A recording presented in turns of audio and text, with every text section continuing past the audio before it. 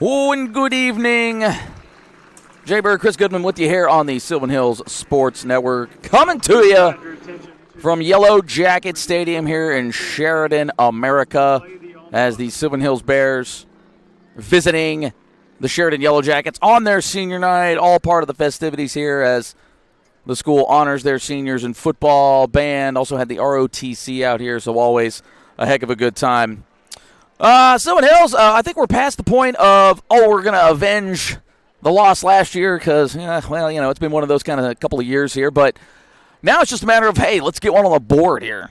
So Bears will try to do that. Last year, just to kind of recap that one, Bears kept this one interesting, had a chance late in this game, unfortunately fell to Sheridan at 23-27 in that game, though. The Bears had their fair share of offense. Unfortunately for them, Sheridan carved them up to the tune of 132 yards rushing and 309 yards passing. Sylvan Hills on the other side, 244 yards rushing, 181 yards passing. So a very back-and-forth affair. I think that has the potential to be what we're in for tonight, kind of a game similar to what we saw in Russellville.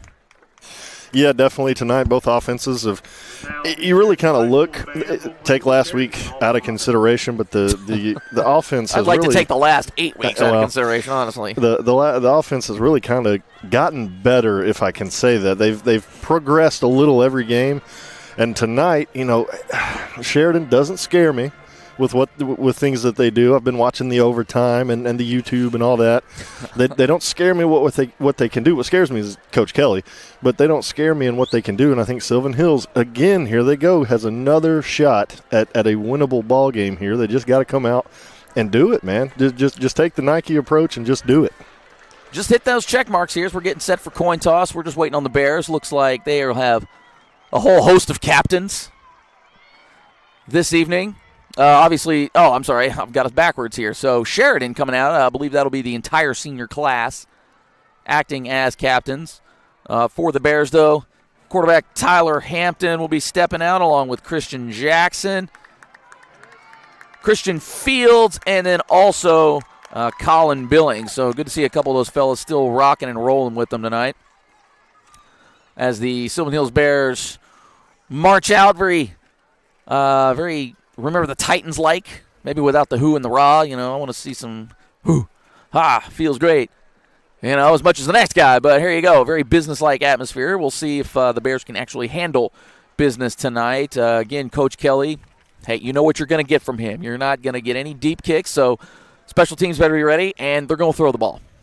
Yeah, they are. The quarterback is, for them, Sheridan, sadly, is probably one of the teams I've watched the most that Sylvan Hills has played. Their quarterback has progressed. They've got a couple of good receivers that'll catch the ball. I think 32 or 36 is real good. Number 6 is really good. Isaiah, I believe, is his name for Sheridan. He's very good. Got to control him. Number 6, Zay Stevens. And they got some weapons. Sylvan Hills, unfortunately, you pointed out Fields and Billings, wearing the sweatpants tonight, not playing, still out with injuries. So, Sylvan Hills kind of down a couple of weapons, and Sheridan really kind of hitting their groove right now, getting ready to, they're fighting for playoffs right now. They absolutely are, and amazingly, Sylvan Hills still technically in the picture. Yeah, I was about to say that it's crazy how it works up here in 6A. Right, you got to love the 6A. Sylvan Hills, a win tonight and a win next week. Some other funny things happen. You could find your way into the playoffs. Of course, Sheridan tonight only helps their chances with playoffs if they win tonight. So a lot to still play for, and you got to think both coaching staffs are preaching that to their teams, that it's still a lot to play for, even though 2 games left, but there's still a lot of football to be played, and who knows what will happen. So it appears Sheridan won the toss. They've deferred. Sylvan Hills will get the ball first as we start the evening. But just going through the standings here in the 6A East, Benton Marion sitting up at the top 5-0, Little Rock Catholic at 5-1, and then a little bit of a logjam at 2-3, El Dorado and Jonesboro. And then Sheridan and West Memphis both sitting at 1-4 in conference play. Sylvan Hills bringing it up in the rear 0-5. So again, get a win tonight against Sheridan. Maybe you pull off a stunner against Catholic. Might be just sneaking in, which would be huge for this squad. But, first things first, got to take care of business tonight. Well, if Vanderbilt can beat Alabama, then I believe anything. Okay, so I mean, I think that we beat the Russians. Okay, so we've got that going for us. Right. It wasn't over when the Germans bombed Pearl Harbor. Okay, so and Let's a go. lot of people aren't going to get that reference, which is sad. Hey, forget it. He's rolling. Right. But there's still a lot to play for, and I just got to believe both teams. Tonight's going to determine a lot for how this season ends for both teams, and I think a lot got to play with a lot of confidence tonight. Absolutely. So get the chat going here, everybody. Again, we hope you're playing along with us on YouTube. Make sure you hit that like and subscribe to the Sylvan Hills Sports Network. We've got basketball getting ready to go. I know come the springtime we'll get a few of the spring events in. Last year we squeezed in some soccer, a little softball, a little baseball. So we're hoping to kind of maybe expand on that a little bit, but can't do it without y'all. So, again, go ahead and hit that like, subscribe to the Sylvan Hills Sports Network. We're trying to boost those numbers on top of that. So, that is enough of the advertising, if you will. As the clocks are at 0, we're getting this thing going. Just waiting on Sheridan to enter the field officially. And Sheridan will be going, Sylvan Hills will be going right to left on your screen. Here come the Jackets. And it is about time for football down here in Sheridan. So, I think what really is going to be the battle here is can the Bears answer? Sheridan, again, Coach Kelly, you know what you're going to get with him. We saw it for years at Pulaski Academy. They're going to throw the ball. They're going to do the onside kicks. He doesn't like to punt. Now, I know here in Sheridan, it's a different environment than at Pulaski Academy, so he's had to adjust his philosophy ever so slightly. But again, ever so slightly. But again, even this team last year, first year under Coach Kelly, still hanging over 300 yards of passing on this secondary. You got to think that they're going to try to push that number this year. And even last year, only 27 points were allowed despite the 300 yards passing and the over 180 yards rushing. So they did a lot of damage between the 20s. Bears' red zone defense got to be huge tonight. Yeah, and you got to do, what we're about to see right here. You got to be able to get the onside kick when they kick them to you, because that's how, playing against Coach Kelly and playing against PA, the style of football that they play, you can feel like you're in the game the entire time. But because of those onside kicks, you look up and the score's like, I think it was 50-0 at one point when we played them, but that doesn't matter. It was forever ago. So, I don't see that'll happen tonight. But you got to do this. Is key right here. Well, especially too, as we remember last week where Sylvan Hills lost 2 possessions, and Jonesboro scored on both of those possessions. Now, granted, not the obvious onside kick, but still a special teams blunder. As we are set to go, ball is down, and it does look like Sylvan Hills has it as Gabe Martin falls on the ball. So it's already been signaled Sylvan Hills ball. So a lot of fighting, a lot of jockeying down there for no reason. It does appear Sylvan Hills will start at their own 46. Kind of once we get things sorted out here, people just kind of stuck down there in the pile. Yeah, those dog piles in football are always real tricky. A lot goes on at the bottom of those piles, and a lot of people fighting for the football. I've heard the stories. It's not very fun when you're on the bottom. And just happy Sylvan Hills got the football right there. We can start the game on offense rather than a big, huge, punch in the face right out the gate. We get the football, and hopefully I'd like to see Hampton and this offense go score a touchdown, man. Well, they seem to find something last week in that Jonesboro defense. We'll see if they can, make the adjustments on the fly this evening, as that is one thing that has kind of been a bit of a bugaboo for this team is making the adjustment or finding anything that works. That's kind of been the issue here. So, opening drive for the Bears at their own 46. Looking like they're going trips receivers 2 to the right. Those 2 come in tight, so they're bunch formation. Now we've got quads as we reset the formation here. Tyler Hampton all alone in the backfield, going up the middle, and Caleb Harrison, as he is back from illness. And we've been talking about targeting the tight ends this year. Yep. And you like to see it right there. Now, pass was there. Yep. It was open, not necessarily a great throw by Hampton, but, the play itself was there. You like to see that. Yeah, I absolutely love that play call right there, and I think that's something they can come back to later in the game, because if, he splits the hashes a little bit more right there, and Hampton can float it just a little more, that's 6. Absolutely. So Bears got second down. A bunch formation. High snap is handled. And then it's Brian Buchanan. We saw a lot more of Buchanan here in the past couple of weeks, and he's been a bit of a spark for this Bears offense. Yeah, like I mentioned earlier, you got Colin Billings and Christian Fields still out with injury, so they got to have somebody step up, get on Buchanan to fill that need right there on the offense. Yeah, as Jeremiah Carey has also been dealing with some injury as well. Third down for the Bears, about 5 yards to go. Twins to either side. Hampton, he's got one deep. Oh, and he just overthrows Ryan Parham. I love it. So a couple of deep shots. Yeah. They were there. Yeah. Just couldn't quite drop it in the breadbasket either time. Not sure if that's maybe a little nerves by Hampton. Let's just be honest here. He hasn't had a bit, time or, the play open up like that. So you can't fault him if he gets a little excited. Bears electing to punt. No, but I love the aggressiveness right there out of the play call, and that's sending a message to Sheridan. That's exactly what I was going to get at. That's sending a message to Sheridan, and that's something they can keep coming back to.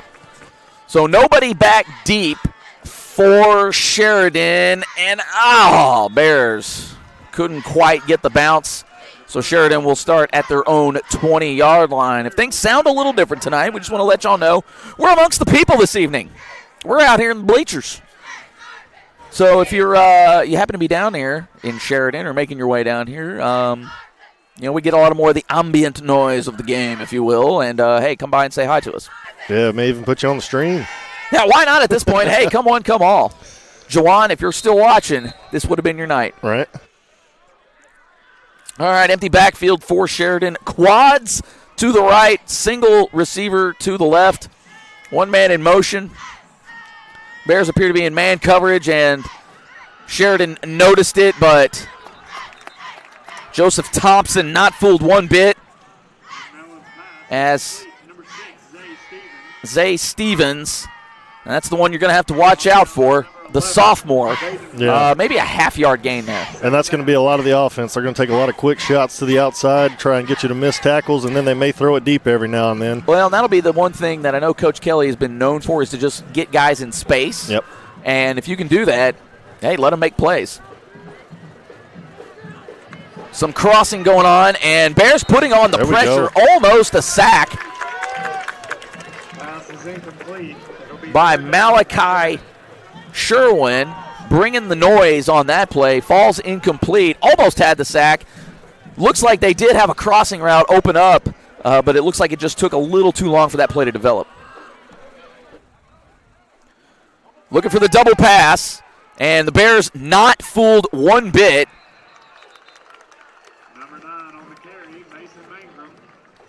As they force them out of bounds. It looks to be about maybe a 4-yard gain. We've got a flag on the play, but as it stands, well, apparently there was a face mask on pushing somebody out of bounds. Hard for us to tell from this angle, but, the guys saw it. Well, I was about to say that's about as perfect, almost perfect opening for the game for Sylvan Hills. And, of course, we'll have, some of this happen. Bears just got to find a way to respond now. You said it earlier. We got to respond. Yeah. So, first down yardage for the Yellowjackets. Gets them to about the 38-yard line, 39-yard line. QB rolling. He's got time. And it's just been one of those kind of seasons for the Bears as Harrison Merchant, haven't heard that name all year, but good defense there, and the one little bit of a window, and the ball gets through, and actually great reception there by the receiver. But, oh, man. I mean, you can't even be upset at that. That's just a good catch. Great catch. Pitch wide and met immediately. That's Jaden Noble on the tackle, but the defender obviously held up a little bit by Zayden Woodard. Also, Malachi Summons disrupting the play. Yeah, the Bears have needed a defensive tackle to step up, and I think Noble here at the end of the season has definitely taken over as a defensive tackle. Yeah, so you might hear a few new names here on the evening because really at this point in the season, why not? And, guys are out here trying to earn a little PT for this year and beyond.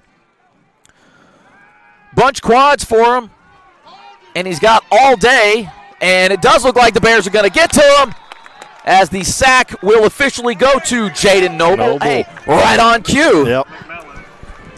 But also to Chris Davis in there disrupting things, and that's what we call a cover sack. Yeah, and I'll tell you right now, I don't know if it's the matchup with Sheridan or what it is, but this defense looks a little bit better than they have most of the season. I mean, I don't know the last time we've gotten a sack. And I couldn't even tell you. And they got to respond here. I mean, it's 3rd and forever. 3rd and long. That seems to be one of the Achilles heels for the Bears.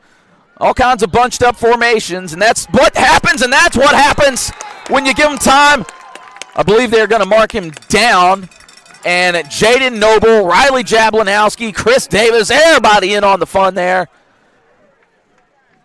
As it'll be 4th down for Sheridan, and I believe we're officially at a bus ride. Now we're close to buying a plane ticket.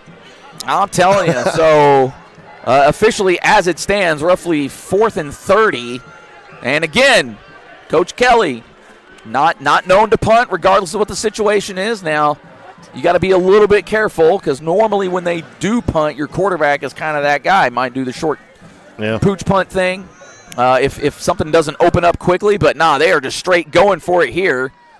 And the all hook and lateral, and there it is. You have to think that they were going to pull out all the stops on that one, and you could see it develop. And unfortunately for the Bears, the 4th and 30 is converted as the ball was pitched to Zay Stevens. Yeah. My goodness. Well, right when I saw him run that little stop route right there, I was like, hook and ladder's coming. Yeah, you don't run a 10-yard stop on a 4th and 30 and not expect something else to be happening. So. And that's historic play. Kevin Kelly right there. That's his those play. things. I mean, they hadn't been fooled on a couple of little tricky things that they tend to do, but they got fooled big time there. Big gain for the Yellowjackets. Quads right, and he's got options, and he just stood, put it right on the numbers for Jace Bradshaw, and Sheridan opens up the scoring. And just like that, they can do it to you. And I mean, that's how quick these things can change when you play Coach Kelly, because he's going to come out with stuff that nobody else will run. I remember one year playing against PA, he ran a hook and ladder to the tackle. The tackle was the one that got the pitch and scored off of it because nobody, you don't think to cover the offensive tackle. So you just think that guy's getting down there to block. But in the blink of an eye, we had a 4th and 30, and now Sheridan puts it in the end zone. And, these 3rd and long, 4th and long plays just continuously hurt Sylvan Hills. Yeah, it's almost like they get a little too conservative, but again, a lot of misdirection on that route. I mean, you saw it was 5 receivers, guys are running all over the place, and that's what they do. Where a lot of teams tend to maybe use a lot of the pre-snap. Bears defend that one well. You kind of had sort of a fainting goat situation there. But again, back to the point I was making. A lot of teams use that misdirection in the backfield with the running backs to cause the confusion, whereas Coach Kelly has, he's running 5 receivers, and, it's just a matter of, hey, just cause a little chaos back there, and you're going to get somebody's head on a swivel, and all it is hold them up long enough to let the quarterback find that guy, and, we've seen, and I think that's the one thing Sylvan Hills is going to get tonight. They're going to put some pressure on the quarterback just because those plays do take a little while to develop. Yep. Yeah, and number 12 for Sheridan, the QB, is not very mobile in the pocket. He just kind of stands there. Got to find a way to get to him, but he has shown right here that he can be accurate. You got to be able to get to him. There comes another onside kick. Oh, yeah, let's get ready, gang. I'm sure there's going to be all kinds of variations of the onside kick. We saw the bunched formation. Yeah, they're going to do the helicopter a little while ago. This one looks, like they're just going to kick the ball as hard as you can sideways and hope for the wonky bounce. Back him up. There you go. So the helicopter, it's going to look like it's spinning right to you. And nope, it bounces. Okay. I was going to say, usually it looks like it spins right to you. Yeah, and they try to put the side spin on it, but another way. That one ended up going end over end and recovered easily by the Bears as they are on the Sheridan side of the field to start this drive. Being plus territory. So we'll see if the Bears can actually do anything with it. Doesn't help to have good position if you don't cash it in, but you have to think this is going to be where the Bears are going to start their drives all night. And it gives you a good, anytime you can get positive field position as a quarterback, often like you come out with a little bit more confidence. Yeah. And now I'm sure Hampton's calmed down a little bit. Let's see if he can start hitting some passes. Calls his own number up the middle. Whoa. Shakes off a tackle by Jackson Delk and falls forward. Looks to be about 7 yards on the play, so good run in front of the chains. That's always a plus. Yes. Good hard run there by Hampton. Yeah, and I like that they've incorporated a little bit more QB run because Hampton's, he can be dangerous with his legs. Oh, yeah. Oh, we've seen it the past couple weeks. It's just a matter of can he connect with his receivers and can the receivers connect with the ball. Yep. Thompson in motion. He'll get the handoff. That play blown up from the jump. Yeah, it kind of looked awkward from the start. Well, offensive line got blown back, so that play was kind of dead from the start. Yeah. And all the yardage you got on that first play given right back, and as they are back at the original line of scrimmage, so 3rd and 10.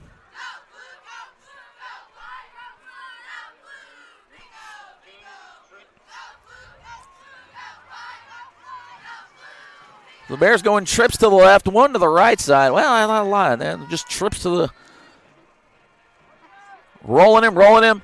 He's got time. He's got a man. He's got Lacoby Brent. Unfortunately, that ball falls all over the turf. He probably could have called some offensive pass interference there, but you figure, hey, incomplete, no harm, no foul. Yeah, Sylvan Hills fans aren't going to like that, but that could have very well been on Sylvan Hills. And unfortunately, that ball just did not get released well by Hampton as Lacoby Brent had his man beat. But unfortunately, I don't know if it got tipped or I don't know if he just tried to put a little too much juice on it and kind of lost the grip.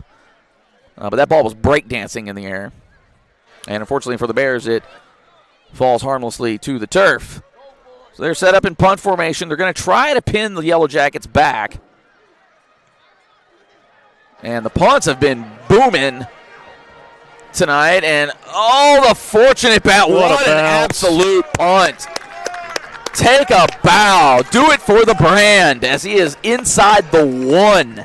It's one of those you got to get the golf clubs out and just chip it out the sand right into the... cash my man in for the night. There's no way you can hit one that good. Just perfect. Bounced right along the goal line, like I said, inside the 1. So if you're Sylvan Hills, I'm sending the run blitz.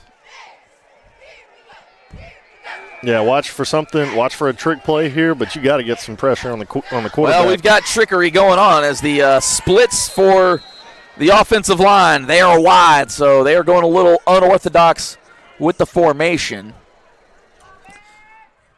And that is Brady Dillon in the back. Alongside him is Zay Stevens, the sophomore. Yeah, so I'm going to assume we've got 5 wide receivers here. But this formation a little different with the 4-yard splits of the offensive line. Ball batted down. And that's kind of the one thing you got to try to take advantage of. Caleb Harrison there on the deflection as they tried to get a little slick. Looks like they had the quick screen.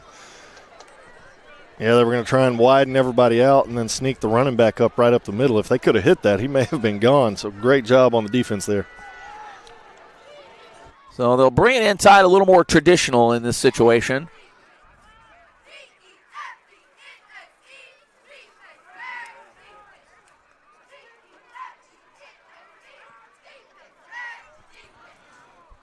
Oh, and it's picked off Sylvan Hills. That's a pick 6. How about it?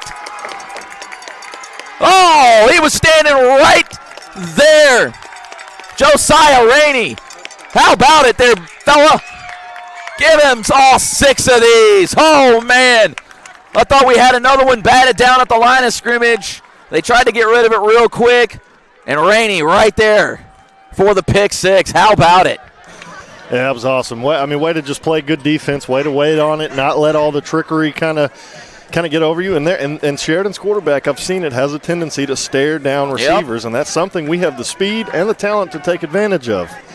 Those are things that's awesome right there. We need that, and we could take the lead here with a how about point. it? Just because the missed 2-point conversion on the other side. Tristan Trejo, it is down, it is through, it's true. Bam! So 5:57 left here in the first quarter. The Bears have their first lead of the night. And as we talked about, there was the response. This is going to have to be something that both offense and the defense do all night long because Sheridan, frankly, they're going to get theirs. Yeah. And like I said, something coming out tonight very early. They were playing with like a lot of confidence, and that's what's kind of missed all season is just some confidence. Tonight coming out, taking those deep shots, defense playing lights out so far, except for giving up the 4th and 30. Yeah, the old hook and lateral. Those are the things that you just got to be on your toes for. Right. And that drive, if we're all being honest, should have ended way down here towards Sheridan's own 20. But things happen, and you got to. Yeah. But Sylvan Hills, like you said, did an outstanding job responding there. How about it? So we welcome all over 100 of you. And we just lost a bunch of y'all at once. Well, gee whiz.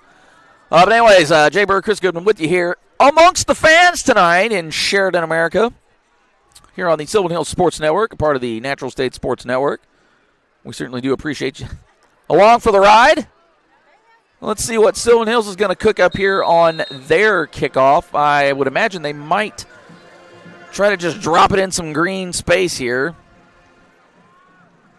Yeah, it looks like Trejo's trying to find it. Where's he going to be there's plenty of it there. So we'll see how he tries to place it or who's going to get back or who's going to come up because that's just a lot of dead space. What? Now, come on. And it does appear that the Bears were offside on that kickoff, so I do believe they can either take the ball where it was downed or they can have him re-kick. There's a flag on the play. Offside, Sylvan. Yeah, and it did look like they were offside, albeit it was about a step offside, so we'll give it the old college try one more again here. I guess. Yeah. And there's Juwan. All right, good to have you along, partner. Yeah, the stream is complete now. All right, we are and Dark X. All right, Dark X and Juwan are here. Let's go. Good to have you along, fellas. Good to have everybody along here tonight out here in Sheridan. We'll try the kickoff again. Kind of onside, but recovered easily by the Yellowjackets. Right at about midfield is, I think, where they'll mark them. One seems to be at the 50, one seems to be at the 49. So, I guess we could just split the difference here. Put them on the 49.5. Yeah, it looks like Coach wanted that ball to go way up in the air, not kind of at the player. Just didn't get the pop there. Yeah.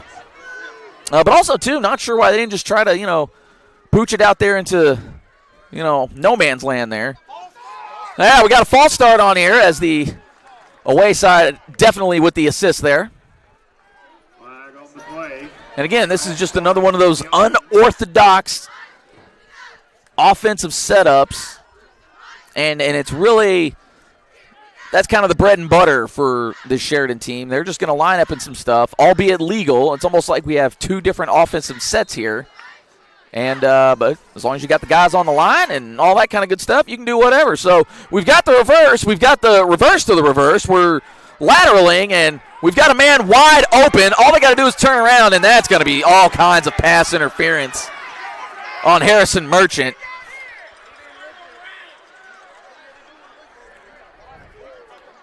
Yeah, I think that was a case of 37. I don't think. Yeah. I don't think he's played with the varsity a whole lot. All he's had to do was really just turn around, find the ball, but got to him just a touch early. Yeah. So, unfortunately for the Bears, that's a 15-yard penalty. But you kind of saw what was developing there as we kind of had the fumble-rooski almost. And just had number 10 running wide there along the sidelines. Fortunately for the Bears, it was a bit of a duck, but unfortunately for the Bears, they beat the ball to the defender. So 1st and 10 for Sheridan. We've got another flag on the play. Looks like a false start. So that'll cost him 5. So a similar situation here, as it's now 1st and 15, just outside the 46-yard line of Sylvan Hills. And the Sylvan Hills got to take advantage of this opportunity right here. Man in motion. Oh, and that is the old direct snap. Slows him up a little bit. Pierre Grimes is going to finish the job with a little help from Woodard. So a bit of the reverse. Tried to reverse the field. Yep. Pierre Grimes not having any of it. Yeah, Grimes, Noble, Malachi Summons, Jablo, these guys, these got to be names that we call consistently all night, making tackles. They've done good so far. It's just a couple of penalties here and there from Sylvan Hills really being great on defense. Yeah, a bit of a cover 4 look now for the Bears as they're coming out a little wonky on the defensive side now. So they're matching the wonky. And that is a forward pass. Gets a lot of forward momentum. That's Peyton Sterrett. And not sure what the Bears were trying to do there as they kind of just let him run wild there. And again, one of those deals where you get your man in some space as I think the Bears are just terrified of getting beat deep. Yeah, we were about 10 yards off the ball there, and the QB put the ball in perfect placement there when you run like a bubble or anything like that. Yeah. And not sure what happened there. Everybody looked a little confused. Looked like a little tunnel. See what the flag is. They're going to call another face mask. Jeez. The away side not too thrilled about that call. We'll let the mics pick up what we want to say. We'll let it pick up from the crowd. Yeah, there you go.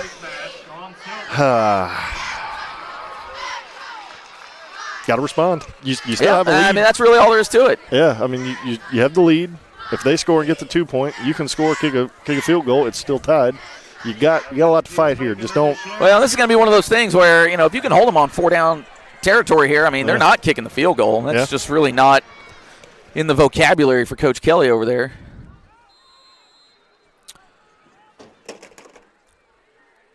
Sheridan inside the Boyd Law Firm red zone. 4:49 left here in the first quarter.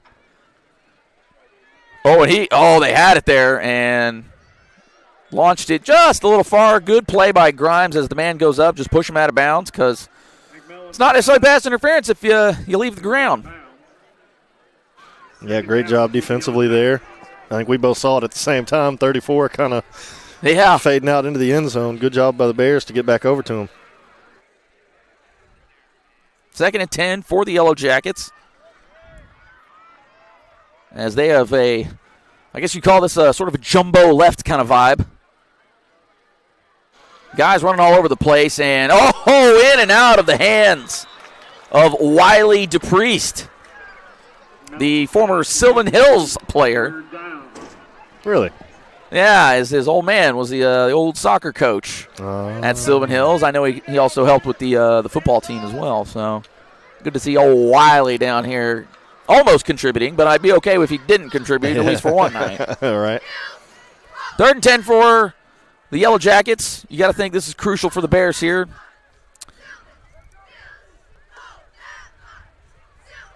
Time. There's the screen, and it looks like he's going to have just enough room.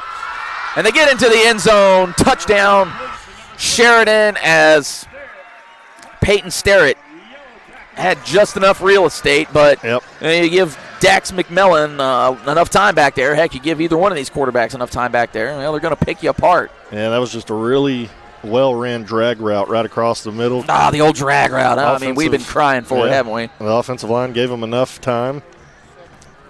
And that's always been a bit of a staple, too, with the Coach Kelly offense. Yeah. Is the offensive line is always solid. Yeah. And it looks like that 2-point conversion is good. Jace Bradshaw on the reception. So 4.5 left in the first quarter.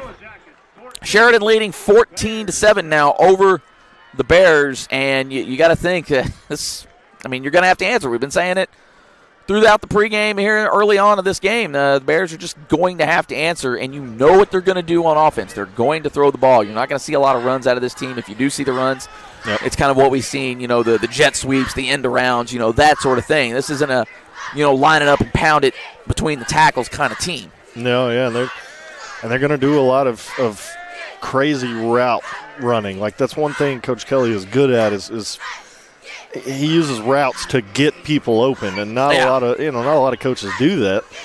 But he gets guys to for one, run great routes and get open, and the quarterbacks, like that 2-point conversion there, have great timing with the receivers, because there's no way the quarterback saw that receiver coming. He just knew where he was supposed to be at what time. Throw into a spot. Yeah, and connected, and sometimes that's hard to defend.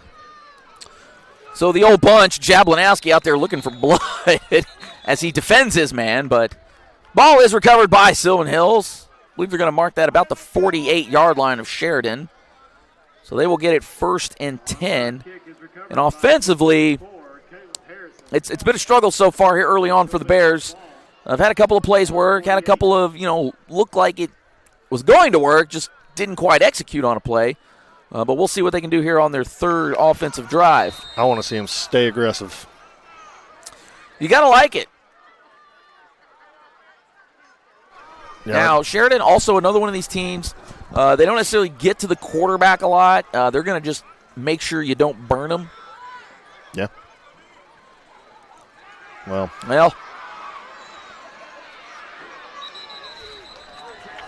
I don't know if we're going to get a flag on that.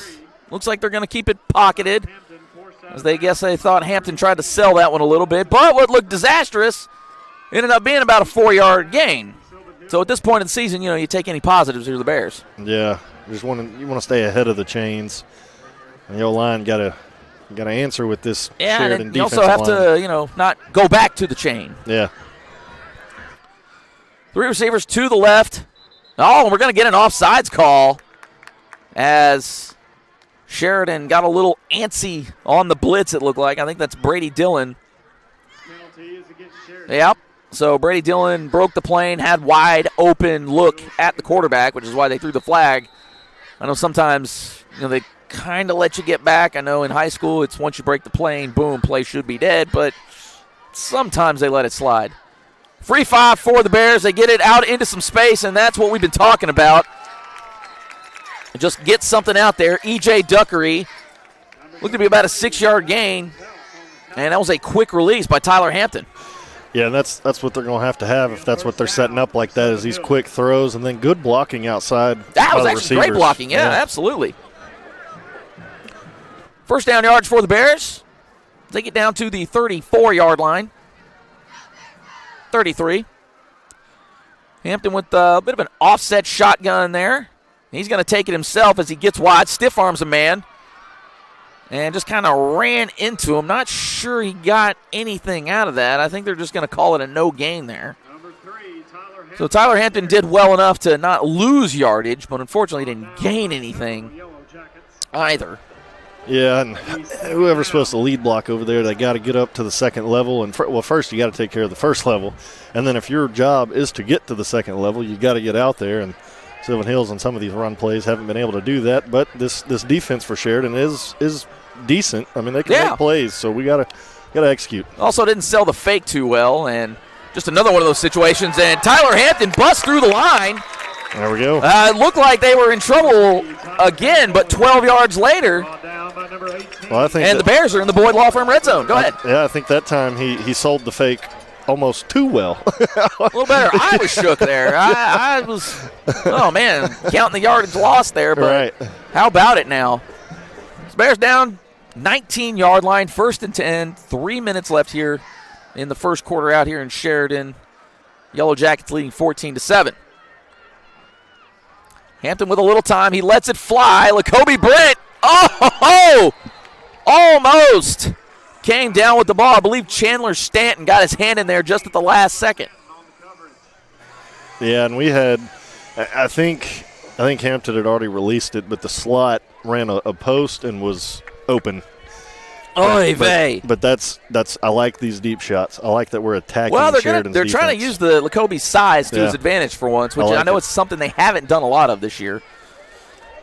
Blakely, almost picked off. I think the ref defended that play for us. A little help from the ref. I think, who was that? Reed Stevens got a little overzealous on the pursuit there. Because he throws that ball where he's supposed to throw it. That could have been 6 right there. Unfortunately, he didn't lead Tyler Blakely on that one.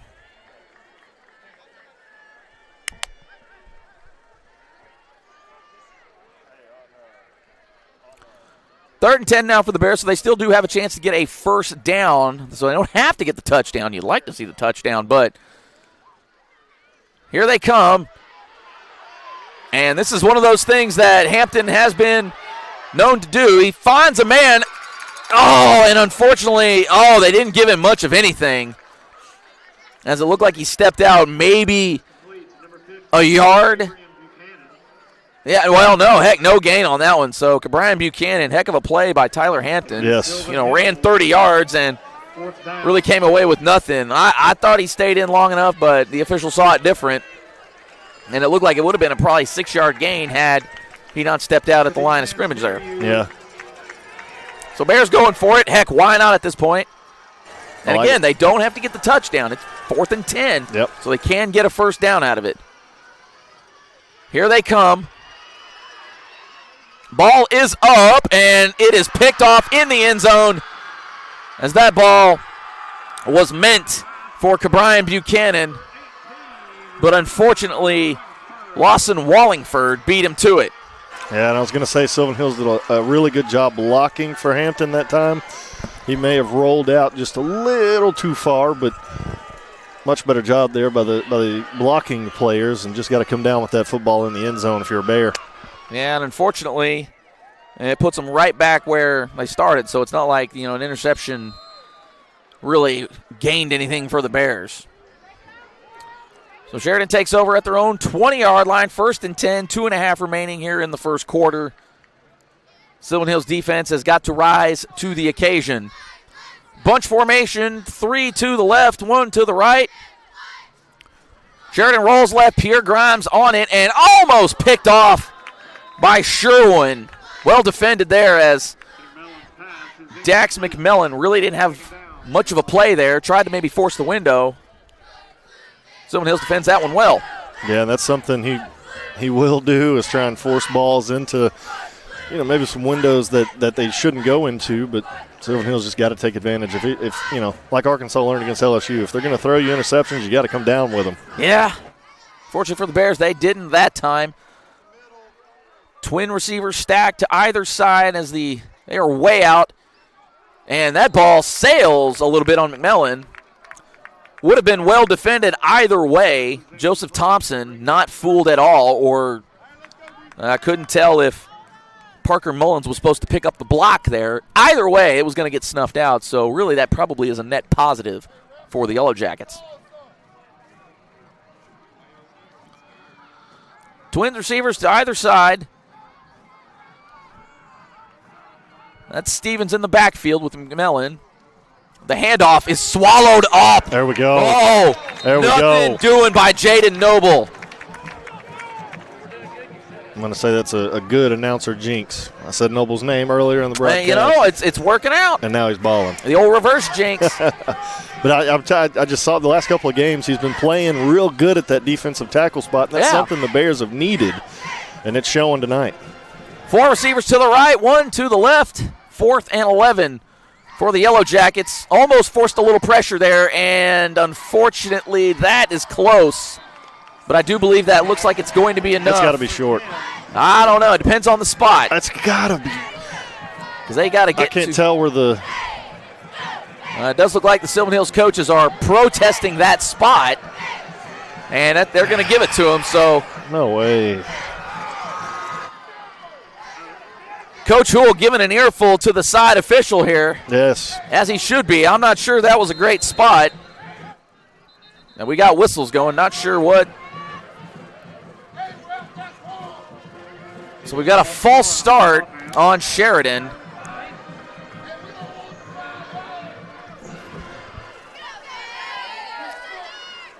The away fans voicing their displeasure with that spot as well. Back him up 5, though.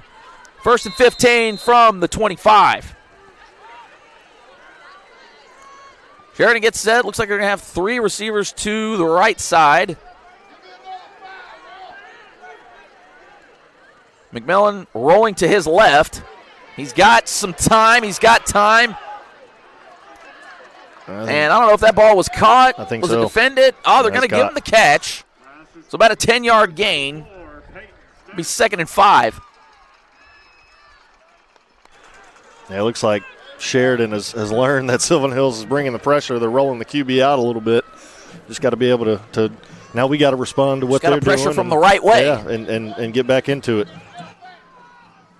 Because if we can make him uncomfortable, I think we got a real good chance at stopping him on defense. Yeah, Sylvan Hills looking like they're running a lot of man on the defensive side, so that might be disrupting the timing a little bit. Jablinowski looking like he was going to blitz, drops back.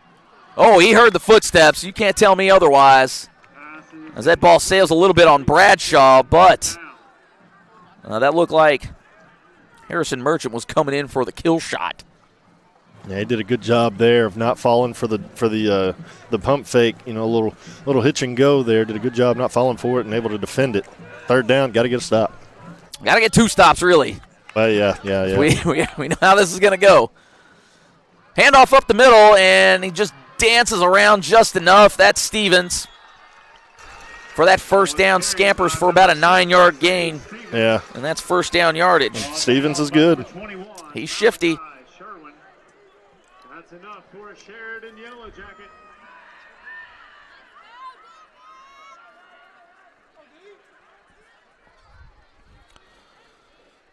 $49-yard line for the Yellowjackets. Could be the last play of the quarter here as we're inside 30 seconds of the first quarter now. Man in motion, he's going to roll that way. And there's the throwback. And we've got a flag on the play. I'm going to wonder if that's, downfield. Yep. And that's exactly what the call is going to be. There's a flag on the play. So illegal man downfield. It'll be against Sheridan. Still 1st down. So still a 1st down. Yeah. Now cost him 5 yards. But Sheridan in this offense, a loss of yards is not anything bad to Doesn't them. guarantee anything. Because as we've seen already a few times tonight, they can get it right back in a hurry. And Sylvan Hills has to be ready for it. Jackets inside their 40. They look to the sideline for the call. Twins receivers to either side of McMillan. He's got Stevens in the backfield with him. Sylvan Hills shifts around their defense. One wasn't there. And those deep routes seem to be sailing a little bit on McMillan as he's leaving his guys out to dry. Yeah. Fortunately for the Bears, that one falls incomplete. That ball intended for Peyton Sterrett. 2nd and 15. Yeah, and it looks like the safety is what's his name, 37? Merchant has calmed down a little bit at safety, and he's starting to hit home a little bit on some of these deep passes. Get over there and defend them real well. Let him know you're there a little bit. Yeah. Empty backfield. Coach Kelly's sending the signal in.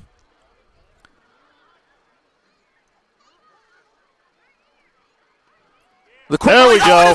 There we go. That's 6, baby. Goal!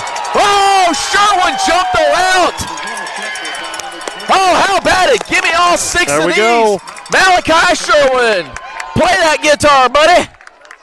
Oh, what an absolute play by Malachi Sherwin there. And that's what I'm saying. The QB will stare down some of his receivers, and I think we got the speed and the talent to get over there. That's 2 pick sixes now. How about it? We got to stay on it. I'm telling you, the offense picks it up and learns. Tonight can get real spooky a day after Halloween. Oh, I'm telling you. The Bears are answering the tricks with treats of their own. Tristan Trejo in for the extra point. Oh, and it's fire, and okay, I was like, there's no way you can call that a fumble. But my man in the white hat took him a minute. Not sure what you're looking at, pal, but cooler heads prevail. So, unfortunately, the rough snap there thwarts the extra point, so Sheridan still leads 14-13. Bears 13. Yeah, I mean that. I'm telling you, if the offense can pick it Do up, anything. and which I mean, and it's not like Sheridan's just defensively stopping them. They're one or two, a block here, a ball caught here from scoring points on offense.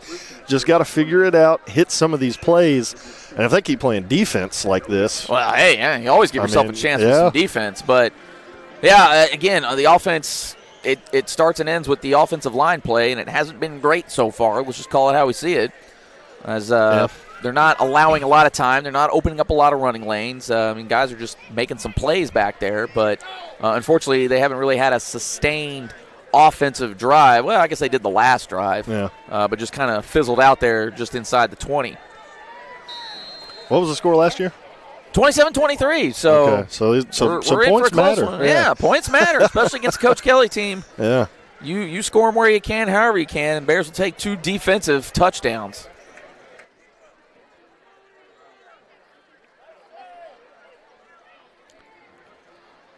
So an onside kick of their own. Ball is fumbled.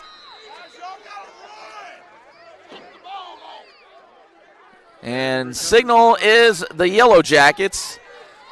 But they made it a little interesting. Yeah. Now, again, I'm just sitting up here just like any other schmuck, but I'm not sure why we're trying the onside kick when there's a lot of green in between that first level and the back return man. Well, I'd say you just drop one in kind of out there. Yeah. You could be – your defense is playing good. Yeah. So maybe you're instilling some confidence in your defense, wanting them to know that we have your back. And you want to steal some possessions as well away from this offense. So – we'll see. We've got a conga line out there on the left side, rolling. Ball is up, and it sails on him. So the Bears have gotten some fortune on their side as McMillan has been a little loose with the ball as he's been sailing him, especially when he's rolling out. And that's his side to go to. Yep. It's not like he's rolling against the grain the way the Bears tend to do with Hampton. But that is the end of one here in Sheridan, 14-13. Your score. We're going to take a quick break here on the Sylvan Hills Sports Network, but we'll be back with you here just momentarily to bring you second quarter action down here in Sheridan.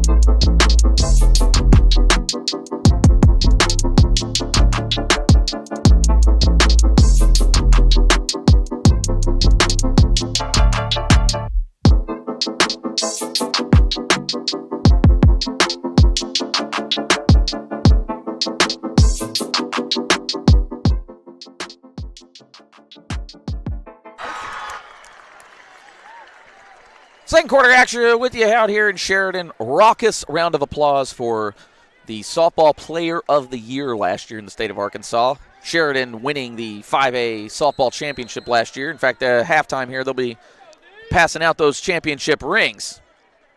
We got some business to handle here, and missed tackles. That'll do it to you. As Sylvan Hills had Stevens in the backfield for what looked like about a loss of 4 or 5, and it ends up being a gain of almost 15. Yeah, and Stevens he reminds me of, there was this Pulaski Academy running back a couple years ago named Joseph Hyman, who's now at Northwestern University, and they almost are spitting images of each other, how they play. And that's not a good thing for anybody that plays against them. You got to find a way to stop them. So Stevens again up the middle. They seem to have found something with him. About a 4-yard gain. And we've got a man down. Pierre Grimes a little slow to get up. And you hate to see that. But there's somebody else also down. And I can't tell who that is. Now, they're moving.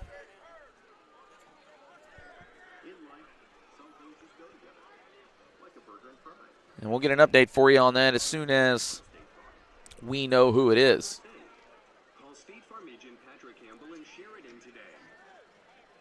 So step aside here for just a moment here to let trainers tend to this injury here.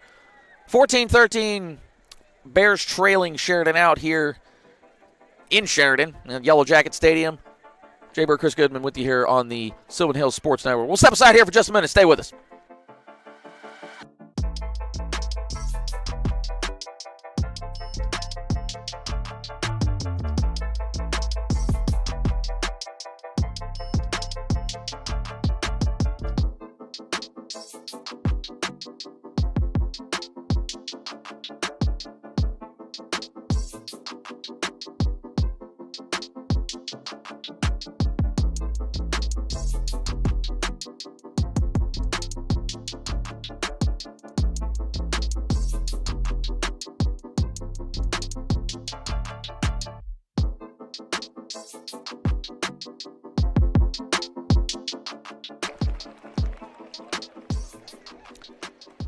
Injured Bear was Zayden Woodard, but he is walking off the field on his own accord, so that's always good to see. So we'll try to see if we can get an update for you on his condition, or just be on the lookout for him. Yeah, him and Grimes both kind of got rolled up. It's good to see both of them walk off on their own power, and they'll probably come back into the game. You got to hope so anyways, but when we reset play here, it's going to be 2nd and 5 for the Yellowjackets. Twins to either side. Stevens runs out in motion. And we got flags on the play here. We're going to get a false start. Not sure. It may have been the offensive line that jumped, because I didn't think it was on Stevens. So after everything's said and done, we're back at the original line of scrimmage. All right.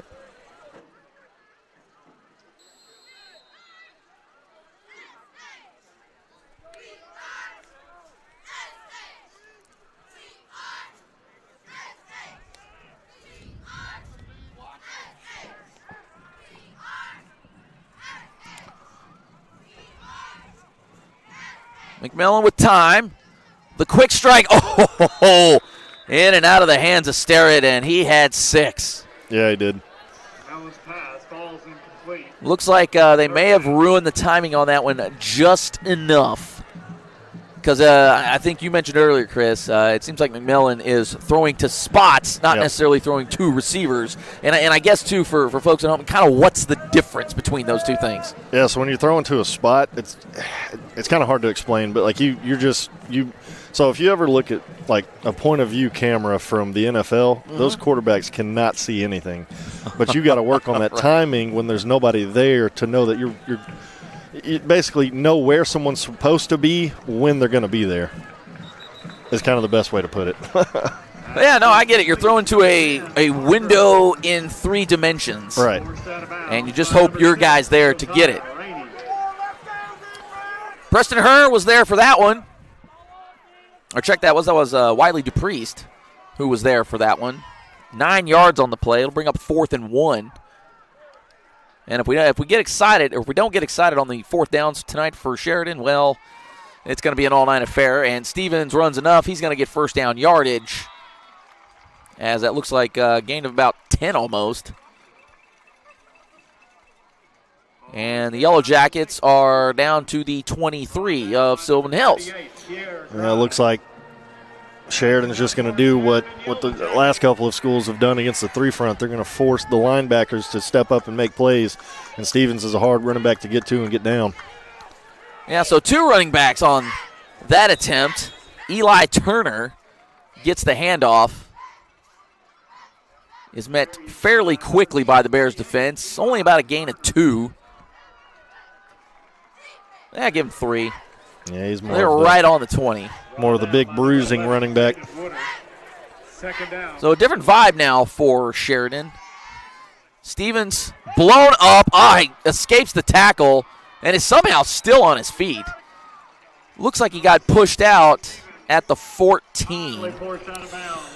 That's 2 or 3, 4 maybe times we've had him in the backfield. 2 guys there that time. We got to make the tackle.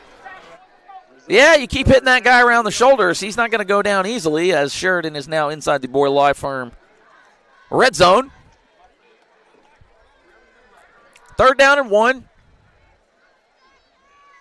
And the handoff to Stevens. Looks like he juggled it momentarily, but There's a flag on the play. flag on the play. It is 4th down, flag notwithstanding. And Woodard checking back into the game, so that's good to see. It's holding. And that is a holding penalty on the Yellowjackets. So 10 freebies for the Bears, so that gets them outside the red zone. All the way back to about the original line here, at least on this portion of the drive. The people approve on this sideline of this call. I almost like sitting in the crowd. You get to hear Yeah, everything. there's just something about being with the people. 3rd and 11, McMillan rolling. Oh, and a poor tackle attempt for the Bears. That was Kai Griffin, and unfortunately, J.P. Black walks right in. So the Bears had it. That ball floated, so defense had time to converge on him, but one good block and a missed tackle. Yeah. That's kind of been the theme for the Bears tonight, is missing tackles.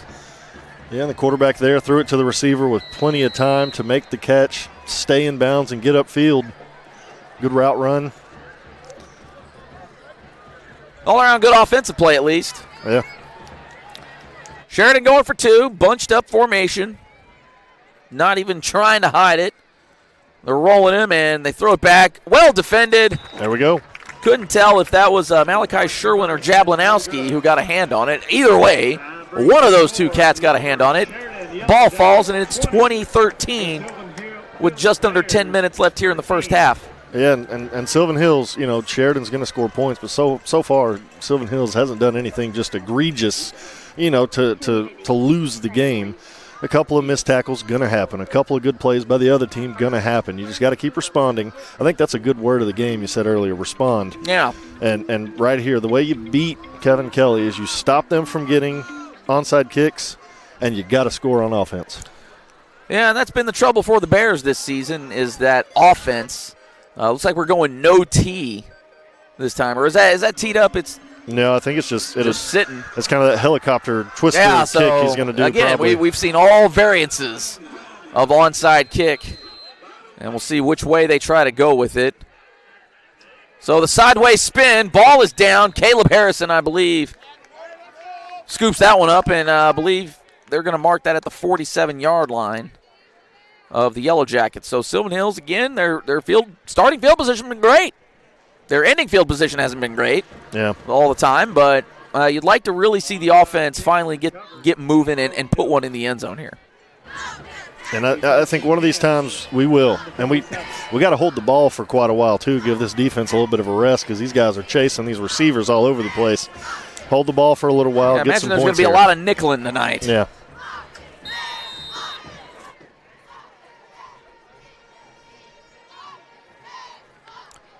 So Bears in that offset shotgun. 2 receivers stretched out to the right. High snap handled. Great cuts. And I believe that was Malachi Sherwin. Oh, excuse me, that's Jeremiah Carey. So good to see him back. Yeah. Hadn't seen him at all tonight. Figured he was still on the IL a little bit, especially with seeing a little more Brian Buchanan. But Carey his bike, and maybe going in there is a little bit of a change of pace. We saw him kind of Ginsu blading through that defense. Yeah, that was a very good run there. And staying ahead of the chains, you got to keep doing it. So far, Sylvan Hills still showing some good signs. I'd like to see a touchdown. Wouldn't we all? Yeah. High snap, fall on the ball, and those are the things that have derailed the Bears all year. Just when you think you're in business, something like that happens and you end up losing 10 yards. You also lose the down, so it's not like a holding penalty, which, again, those have been a bit of Achilles heel for the Bears. And all night we've seen good exchanges until it matters. I mean, what do you do? 3rd and 12. I mean, we have the speed at receiver. If we can give them time, hit some of these passes. Bears the look to the sidelines. Clean snap there. Thought about going deep. He puts on the afterburners a little bit. I think he's going to be a few yards short. Number 3, As Tyler Hampton made something out of nothing there. I thought he was going to pull the trigger. I thought he got a little farther than what the marking, but looks like the marks have been a little sus tonight, but it's just me up here. We have a weirder angle to look at things. Yeah, so maybe it's us. It's got to be us. Right. 4th down, Bears going for it, and they better hurry to the line. And I'm assuming we're calling timeout here.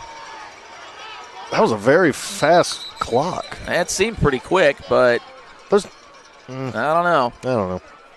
But Coach will seem to be aware. Yes, that's the good thing. Nobody doing the raise the roof thing to reset the clock or anything. It's a big spot here for the Bears. 4th and 4. Probably more of a 5 to me, but, potato. And you'd like to see, look, hey, I've been calling for it all season. I'm going to keep calling for it right now. Give me a good old tight end drag right here. Mm-hmm. Get Harrison involved. You really haven't tried to get him going since the first play of the game when he had a man beat on that seam route. Yeah. But, too, you got to think, reading the book on the Sylvan Hills offense, I would imagine that Sheridan's going to dial up the pressure here. Yeah. And so knowing that, how are you going to respond to that response? And I would. One of my favorite plays is just go trips and then go trips. Put the tight end on the opposite side of the trips.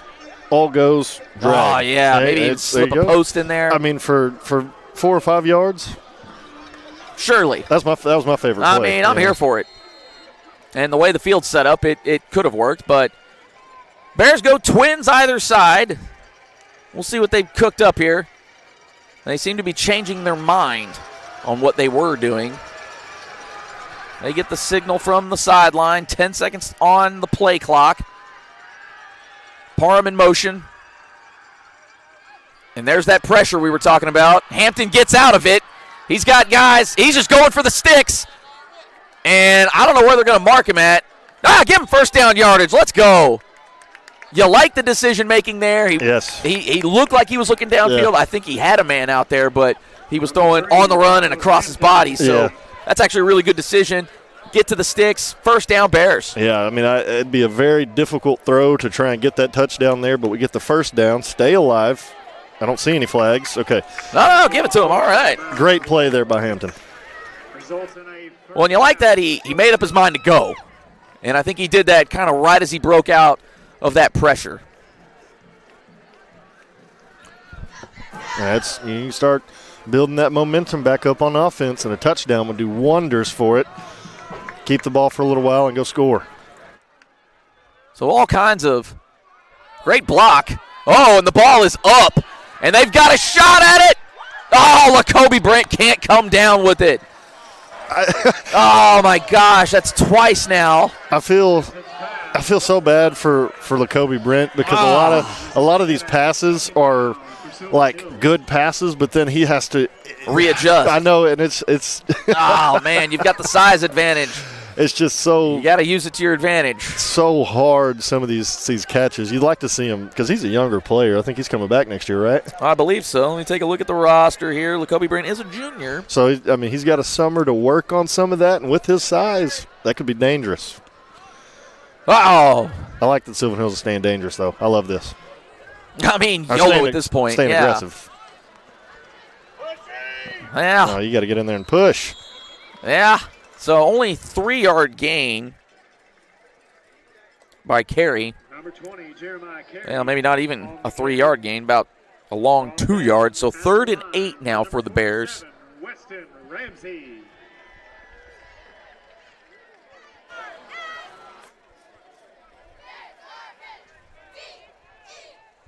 So Harrison in that H-back on the left side. 2 receivers out wide, and Hampton just calling his own number, pushes his own guy out of the way, gets to the corner, and he's got a little room. He's going to take it all the way. Go ahead in there, Tyler Hampton. Give him all 6 of these. What a play. And that's something that we have not seen the Bears been able to do all season is get the edge. I like how he sacrificed his own man for the edge. Yeah, sometimes. But it paid off. I've been that offensive lineman that gets pushed out of the way sometimes, and that's a great job there by Hampton. To one, he kind of brought the defense in by running in a little bit, then he shot it outside, able to get the edge, go score. Great play there. How about it?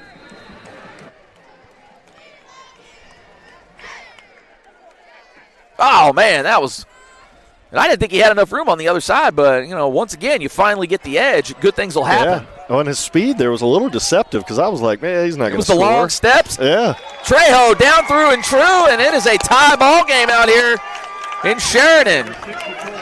20-20, 6:39 left in the first half. Yeah. So the Bears showing a little resilience. Yeah. Keep fighting, keep responding. Things can get scary. You're doing everything right so far that you're supposed to. Stay at it. But you also got to be aware that you are playing against Coach Kelly and a team that's coached by Coach Kelly. So some of these onside kicks, you're probably not going to get all of them. That ball's going to bounce different ways. You got to be aware of that mentally, be ready for it to happen, and respond. And just not get too antsy. I know that's something that Coach Houle has addressed with us is guys maybe just trying to put a little too much on their shoulders. You like guys who want to go out and try to make plays, but, sometimes you just got to live to fight on. Yeah, and sometimes the easiest thing to do is sometimes the simplest thing to do, and so far it's working, and they just got to stay at it. So, again, that 30 to 35-yard line looking real tempting to me. I mean, I would just take the risk. Well, I was laughing here. Gavin Tyner, the former Sylvan Hills quarterback, I believe, unhooked the wagon, Tyler. He had a few apples in his cart, but, hey, it counted for 6. Right, he still scored. Give him some slack. That's what I'm here for. Yeah, give him the credit there. So they're finding that just empty dead space. Oh, and the ball, just enough bounce, as that'll be an illegal procedure. That was better.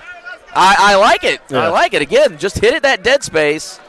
And unfortunately, the roll was just a little too much. So Sheridan will take over at their 35. First and 10 from the 35. Yeah, that was definitely a better kick. You would like a little bit better of a bounce because if it does, we had a guy flying down the field to maybe go get it. It looked like they were kind of watching that unfold on the Sheridan side of things. And that's sometimes what you want when you're the team kicking off is you get that other team to just sit there and kind of watch things. That's good. That bodes well for the team kicking off. Going to get it out to Zay Stevens here. He's going to get a couple of yards, fall forward for a couple of more. Jay had to put his jacket on real quick. Yeah, they got a little chilly up here. Oh, man. Not his yellow jacket, though, just a normal jacket. That's Out of bounds by number 21, Malachi Sherwood. I think I did okay there with the play-by-play. Yeah, solid fill in there for a moment. 6 yards on the play for the Yellowjackets. The old spinneroo there for McMillan, and that buys just enough time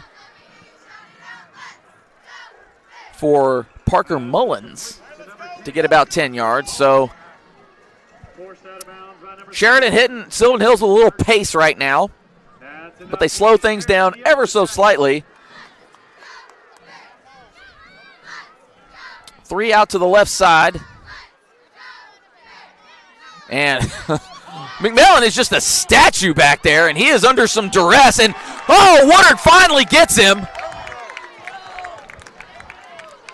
So just when you thought he was going to maybe run for it, he thought better of it, probably should have taken off. Yeah. I know they're crying for holding here, which, a play goes on that long. Not sure how you don't see some kind of holding. It always seems to work out for the Bears that way, but hey, whatever. Yeah. But big loss. Sheridan's quarterback, I don't think he runs a whole lot. He's going to try and throw it. No. The way he's just standing statuesque back there. Now, granted, that's a little bit of a product of the Kevin Kelly offense. By design. If you watch any of those old PA teams, no matter who was a quarterback at that time, would just stand there and wait. And I think, as you mentioned, they tend to stare guys down a little bit. Sheridan having to burn a timeout as the play clock was getting down to 0. So 5.5 left here, 20 all, and the Jackets take a timeout. Yeah, I think Sylvan Hills, like we've said, though, we got to be careful of these 2nd and 20, 3rd and 30s. They don't mean nothing to bite us. And you know, I'm sure this time out here was maybe a little bit by design to rally the troops over there on Sheridan's side. They're going to cook something up here, but I think if the coverage can maintain like they have some of these plays, like I said, Woodard, Grimes, these guys are going to get to the quarterback. It's just a matter of when and how, and we just got to keep it up. Yeah, and I'd like to see Sylvan Hills maybe dial up the pressure a little bit because, like you said, McMillan probably not going to run a lot, and if he does run, you're kind of okay with that. Right. Now, not to say he's slow or anything, but it's just, again, it's by design. They don't do a lot of quarterback runs unless he's got a mobile quarterback. You go all the way back to the Freddie Knighton days of Pulaski Academy. That dude could fly. So you had that as something in your bag. They would run a lot of those QB draws. We've seen none of that tonight with McMillan. So if you're Sylvan Hills, you got to try to get in his grill. So the old fake handoff and right back into the screen, but that is read perfectly by Josiah Rain, and he drops that man. Whoa! Peyton Sterrett was staring at the sky. Yeah, that's you send a message right there. Keep at it. How about it? Good clean hit. Good read. 3rd and long for the Yellowjackets, and you'd like to keep it at 3rd and long. Now, you don't have to panic here as the Yellowjackets have to get to the Sylvan Hills 46 for a first down, but you don't want to give them too much space. Stevens up the middle, and he's brought down fairly quickly by that stingy defense. I believe that was Joseph Thompson on the tackle. And a minimal gain, about 5 yards on the play. So this is where you watch for all the goofy stuff. Yep. What are they going to do? It's going to be twins to either side for McMillan right now. Jackets get set. Oh, it's trips right. Empty backfield. And I think that's well short, a couple yards short. So, oh, man. Turnover on downs for the Bears. Well, you don't like to see it that close, but, hey, if you're just a foot short, you're still short. Turnover on downs, Bears take over at their own 44. Yeah, they definitely made it interesting there. Good job on Sylvan Hills, able to rally back, make the tackle behind the line line to gain there. Get a turnover on downs, and here we go. Now we can take a lead here going into halftime. And then you talk about a real momentum switch and a lot of confidence being instilled in this Bears team tonight. Stay aggressive on offense. Keep doing what you're doing on defense. You're playing great. And keep making plays. Absolutely.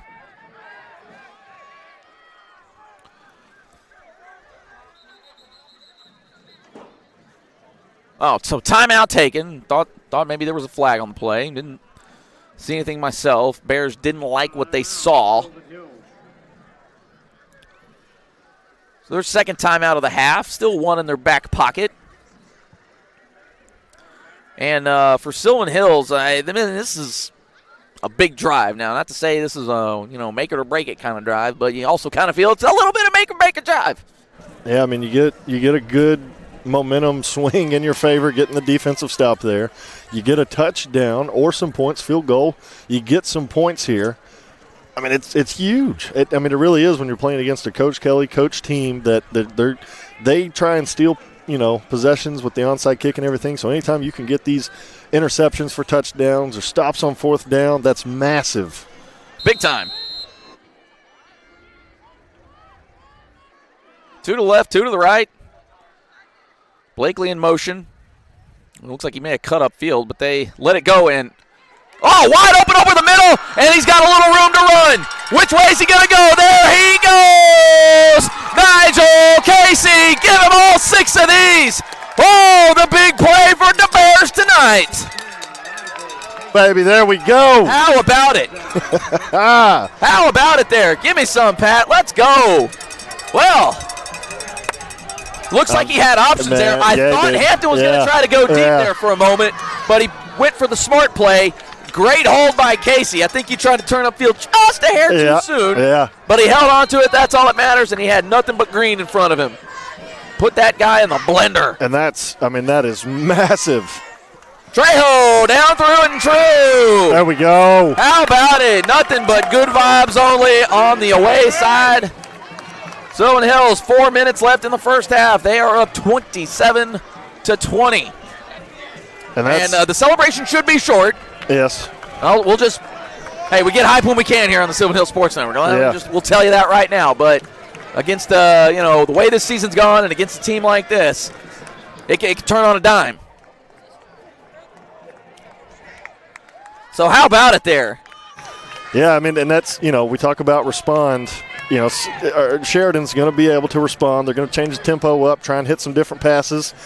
But that is about as perfect as things can go there for Sylvan Hills. You get a stop on 4th down, next play, hit a touchdown, and a big play touchdown. We haven't seen a lot of those. Yeah.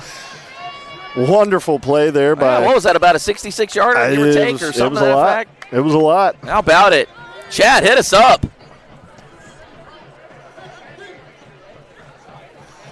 Let's see what happens on the kickoff here. Absolutely. Chad is lit right now, so let's go.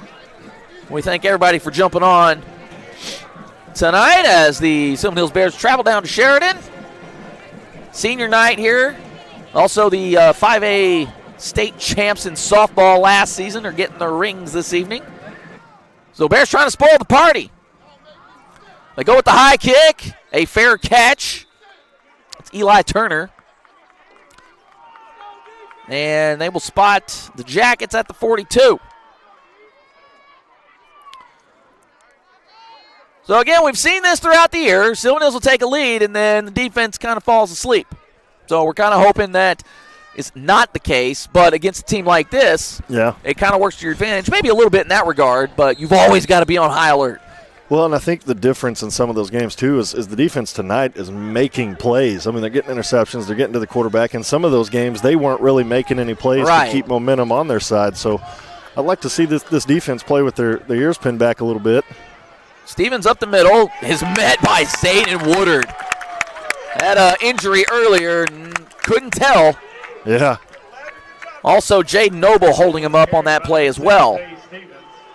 And like I said, those are names we got to keep calling all night if this defense wants to continue to play good. Yeah, I would certainly like to see that front 7 making the plays rather than the back 5. All right. Stevens once again finds a little bit of daylight, but he ain't find much.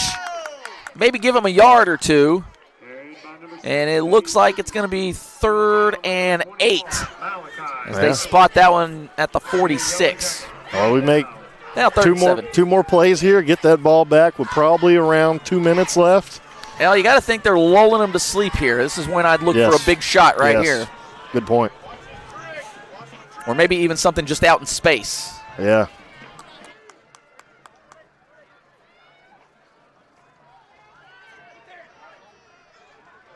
Oh, great play by Thompson. Slowed it down enough. I don't think he got first down yardage. It might. Maybe a yard short. I think they're, so 4th and 1. And that's. Josiah Rainey forces him out of bounds. And that's one of those plays.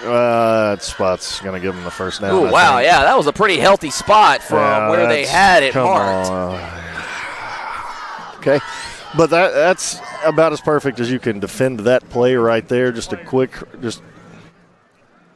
I'm not sure what we're measuring for. Heck, they're spotting it pretty healthy. But Joseph Thompson also down on the play. Not sure what happened, or if we're just cramping up, or what the case might be. He did take a little bit of a shot on that last play. And while we time out here for the injury, we're going to get an official measurement. Yeah, I mean, we played a quick out like that, especially with somebody as fast as Stevens is for Sheridan. they did a good job getting over to him, and he did a good job. I mean, sometimes the offense makes a play, and he did a good job knowing where the sticks are, got right to him, and depending on how this goes. And it looks like they are It's barely short, so we've got a 4th and inches. Yeah. Or maybe inch. I mean, that thing is literally about a couple of chain links. But here, though, you got to be, Sylvan Hills may sell all for the run, and they'll leak somebody out for a little quick hitter out in space. Yeah, 47-yard touchdown here. So we got to be mindful of that of who we're playing against. He's a good coach over there, and he's going to trick some stuff up. I would just send the house to the front 7 and man up on any other skill guys that are broken out. Well, and know where everyone's at. If you're a linebacker and you're maybe an outside linebacker, you're probably not going to get to the ball if it's a run play. So be mindful of where that tight end is, because if that tight end leaks to go for a pass, that's your guy. You got to be there for him. So that's that's a lot to ask of high school athletes, but they are capable of doing it. And sometimes, like I said earlier in the season, sometimes when you make guys think a whole lot, even at the college and NFL level, sometimes that gets to them. But I think we can get a stop here. Thompson's still down, but it doesn't seem to be serious, at least the way everybody seems to be reacting, which is good. But not sure what the issue might be. And he's popping up. Walking a little gingerly, but he is walking off on his own accord, so that's always a good sign. Not sure if maybe he just twisted something, needed an extra minute, or what the case might be. But good to see him walking off on his own.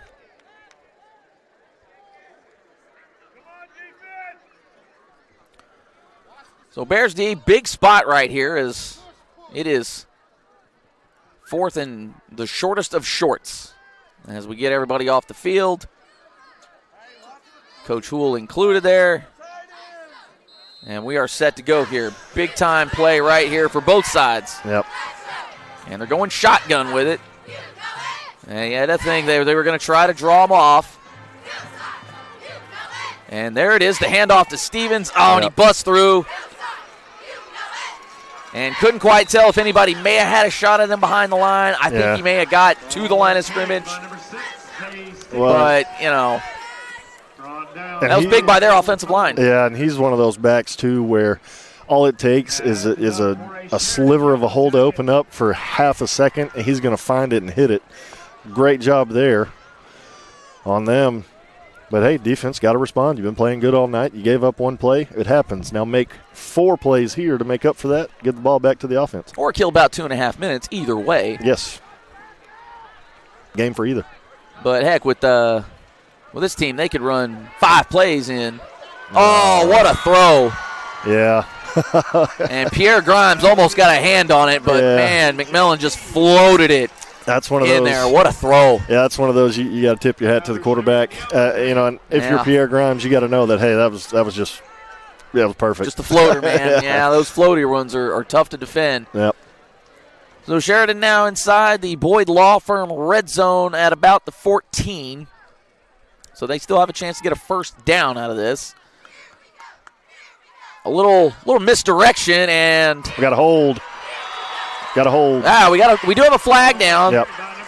Peyton Sterrett, though, walks it right in, but there was a reason he walked it right in. Holding on that side, that'll back him up 10. Yep. Yeah, I saw it happen. Almost threw my own flag out there.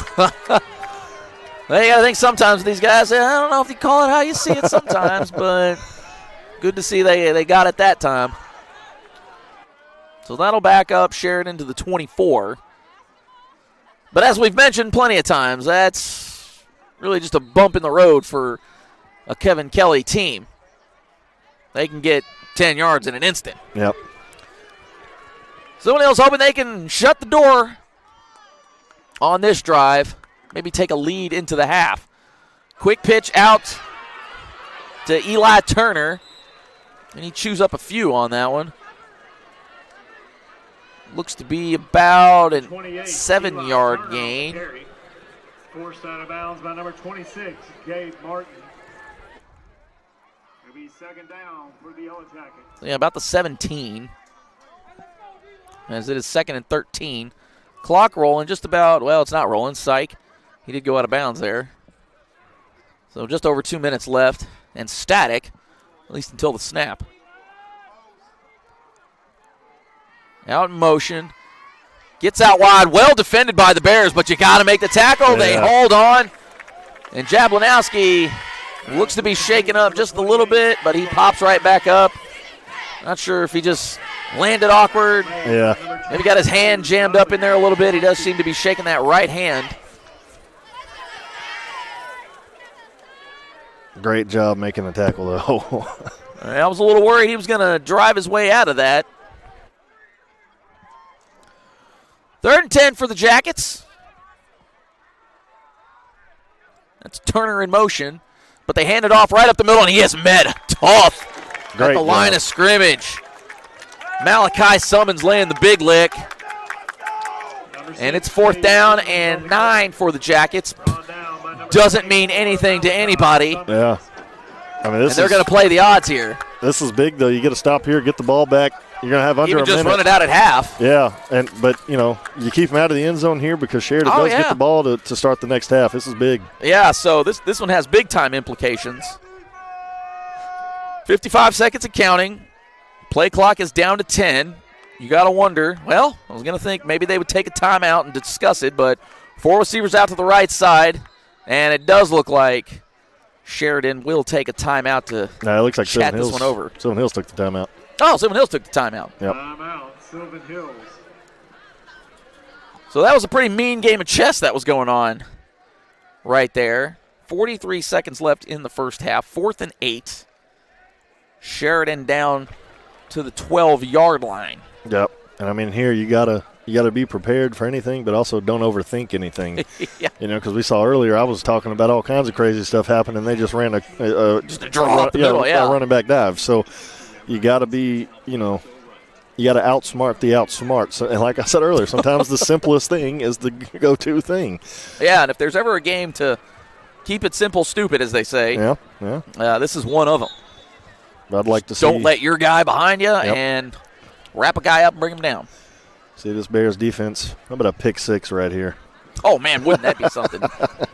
We've tried this reverse jinx thing before, gang, so hang tough with us. We'll see if it comes to fruition.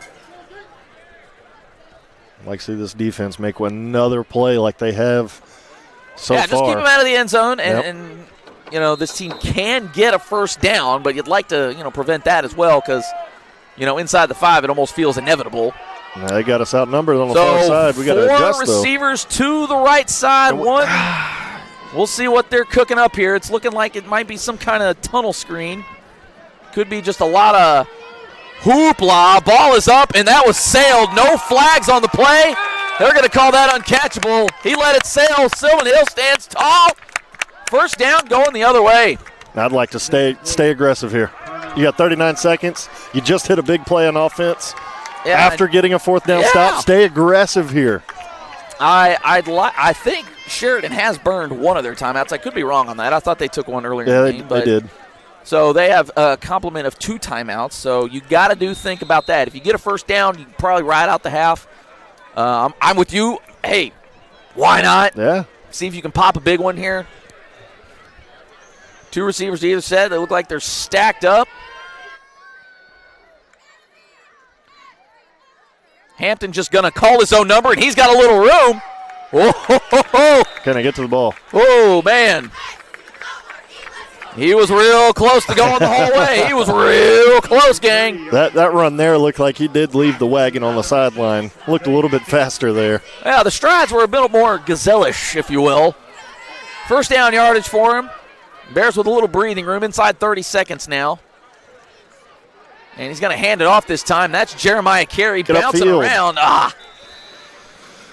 Dancing just a little too much. And I think the Bears content with letting this one roll out. Sheridan also not calling their timeouts. So I think everybody's okay with the current situation. And the Bears will walk it off as the clock ticks out the final few seconds here of the first half. So there it is, officially official now. Hey, we've said it a few times in the past. We'll see if we can hang on to it here. Bears leading Sheridan on senior night. Yep. 27-20 going into the half. Yeah, I'd like, Sheridan will get the ball coming out of the half. Let's see if this defense, that's 2 fourth down stops in a row there. Coach Kelly's going to make adjustments. Let's see that defense come out, make another stop, get the ball back, go up 2 scores, and stay at it. You'd love to see it. So as the team runs off here, we're going to set here for halftime, and we will definitely see you guys on the other side. We've got an exciting one going out here, 27-20. The Sylvan Hills Bears leading the Sheridan Yellowjackets down here at Yellowjackets Stadium. Jay Bird, Chris Goodman bringing you a call. We got you on the other side here. Stick around with us here. Third quarter action coming up in just a bit.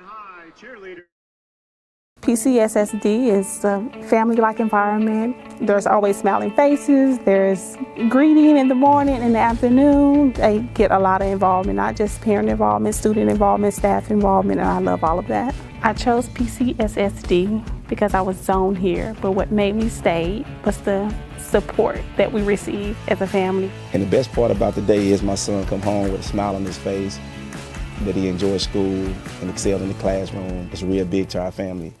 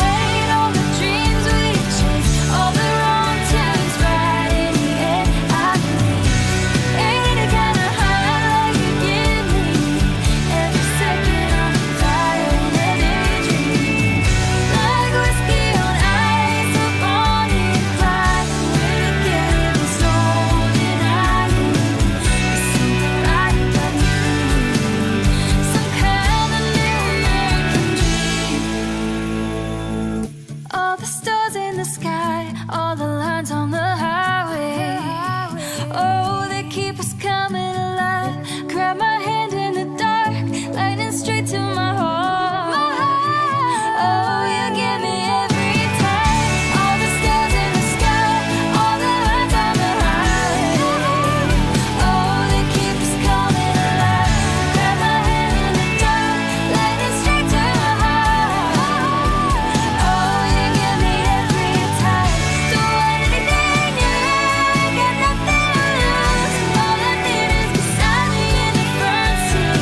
There's something about you, been rolling deep. Some kind of new American dream.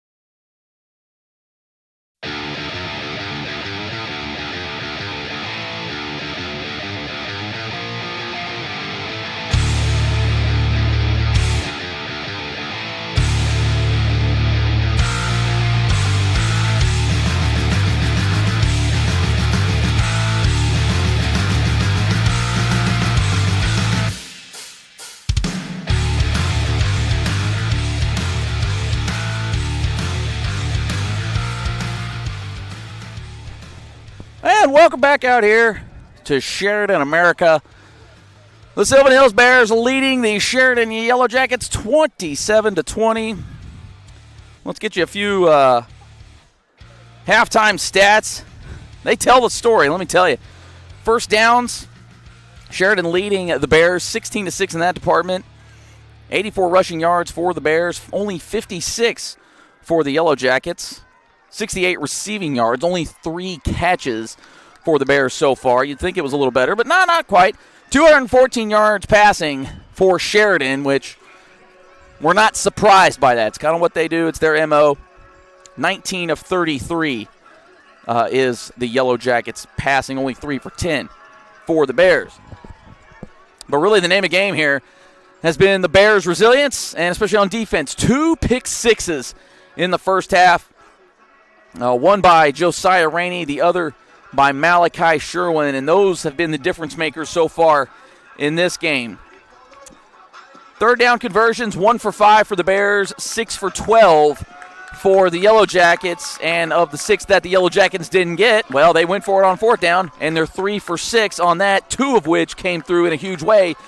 The last 2 drives of the first half for Sheridan, with the Bears getting those stops. Bears back out on the field, so we're about ready to get the second half going. But, Chris, what'd you think of that one? I mean, like I said, that Sylvan Hills needed to come in and do a couple of things correct. For one, you need to get every onside kick check mark. So far, so good. You need to score when you have the ball. They've been a little okay there, but they have put up points. And defensively, you need to make stops. 2 pick sixes and 2 stops on fourth down. Huge plays while we have the lead right now. Then how about Hampton there? He's only, what would you say, 3 of 10 passing? 3 of 10. But all 3 of those have been pretty great throws, including the touchdown, long touchdown. Good job by Nigel Casey. Yeah, hey, if you're going to complete it, you may as well complete it to the end zone, right? And so, I mean, and I said it a little bit at halftime, this team's playing just a little different. And I don't know, matchups matter. Maybe we match up really well with Sheridan, and we're taking advantage of a lot of things. But this team's playing a little different tonight. They've gotten, I don't know how many sacks. Do you have the stat on that? I don't know how many tonight. See if we can find it real quick. They've gotten to the quarterback. They've made him very uncomfortable. Meanwhile, Hampton, I think, is playing rather comfortable tonight. I mean, he's had a little pressure put on him, but that happens at this level of play. He's done really well with it. Ran for a touchdown. Used his legs real well.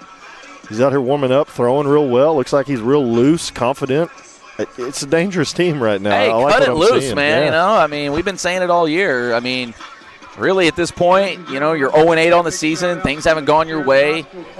Yeah, you kind of think, man, it's a long shot to get into the playoffs. Cut loose, have a little fun with it. Yeah. And they seem to be doing that right now.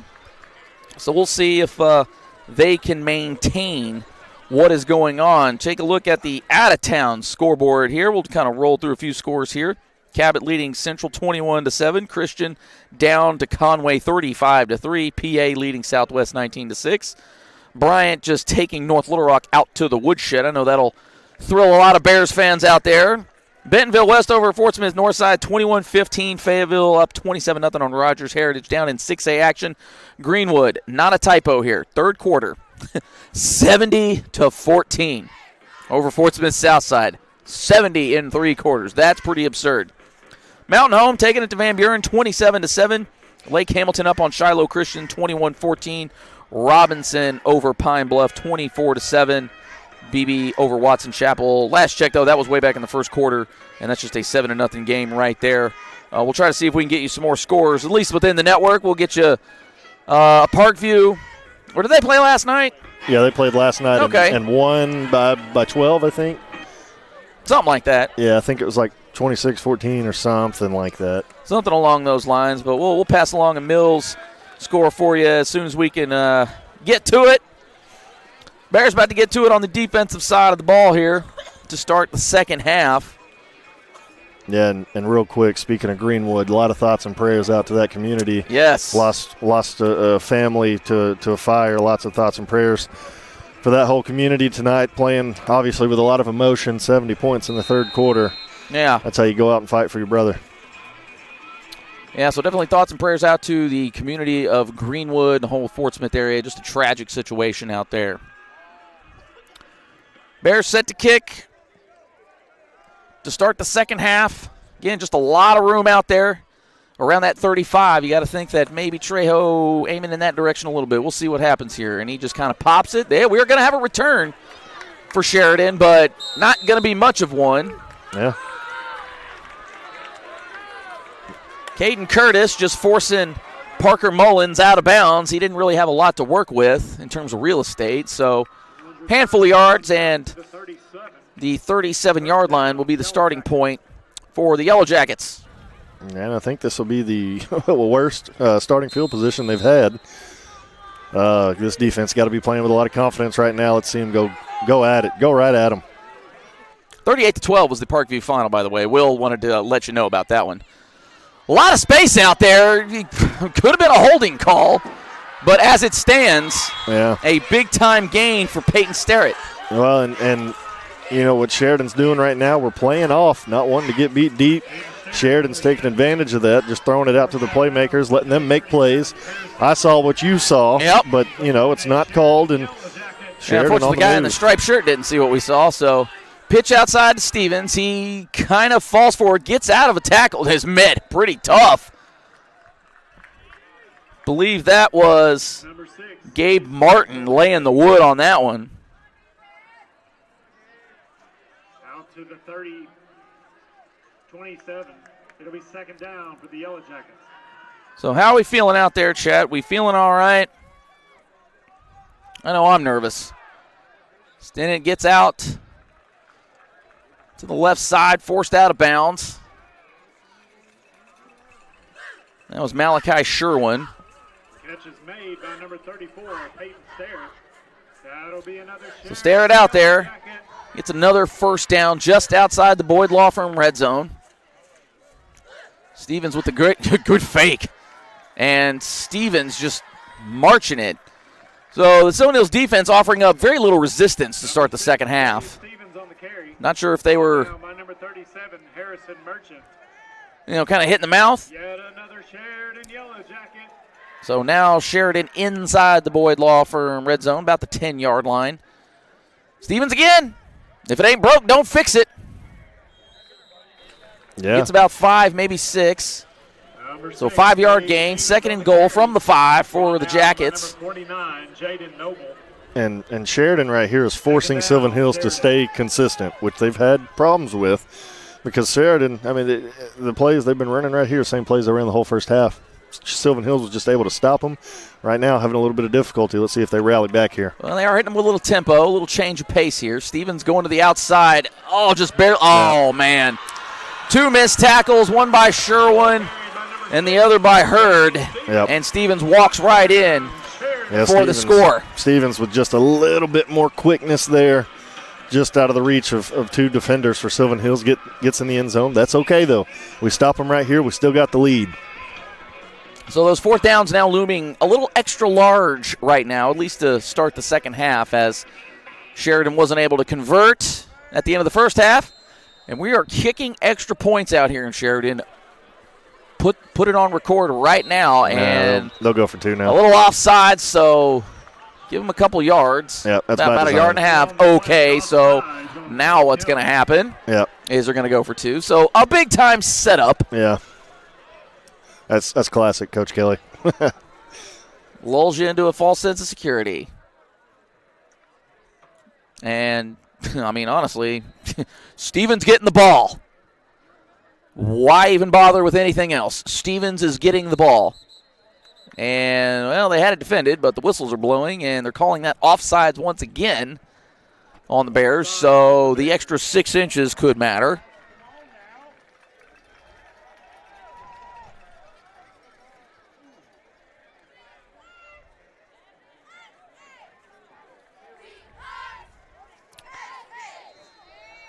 So we'll try it again. They're just going to give 6 the ball, so there it goes. And Hurd had a shot at him in the backfield, just barely missed, and Sheridan punches it in, and just like that, within a minute and a half, they take a 28-27 lead to start the second half. So as we have mentioned, this team is going to have to respond once more. And I think really the second half that they've struggled with those responses. Go ahead, Chris. Well, and you went right where I was going. The second half has been kind of one of many Achilles' heels for the Bears. Let's see if they can shake that tonight. It's only a 1-point game. You got to stay into it. The offense hadn't played bad. Defense hadn't played bad. Like you said, Sheridan is going to get their points. You just got to be able to answer back and just keep doing what you're doing. Stay confident. Stay fighting.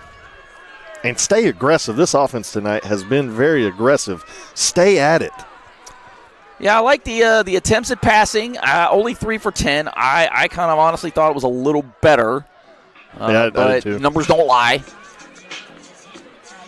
But I guess when you pop one for 60-odd yards, it feels a lot better regardless of what's happening. But you'd like to see some of those short intermediate passes start to click.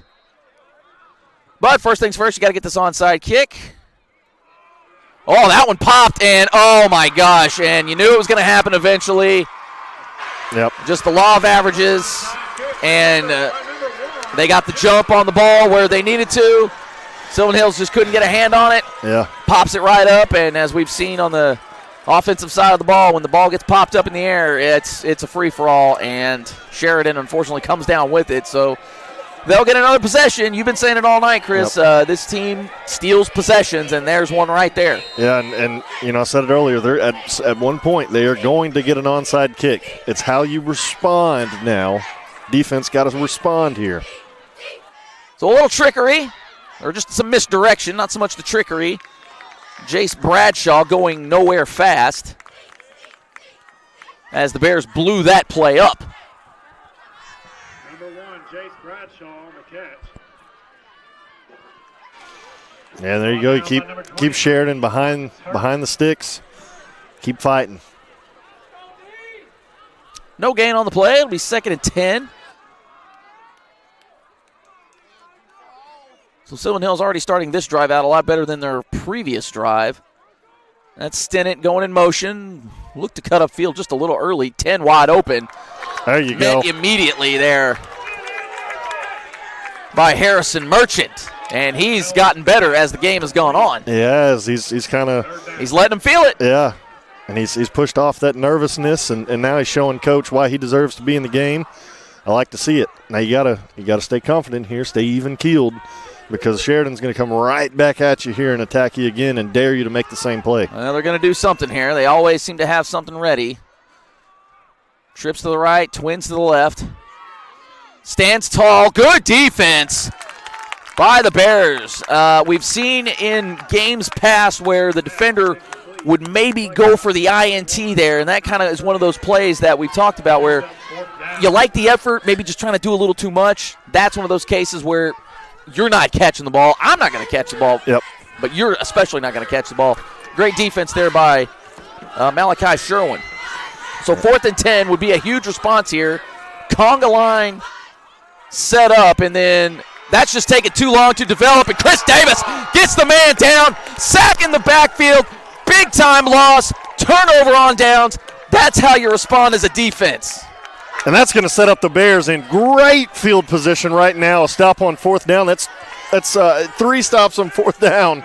3 huge ones when the Bears really need it. And they needed that one big time. Yes, they did, and that's how you respond and say, okay, you got the onside kick, but watch this. We'll get even better field position and put this offense in great position to respond themselves, take the lead back. Football. There you go. That's football, as they say. So offense got to come out and respond on their own.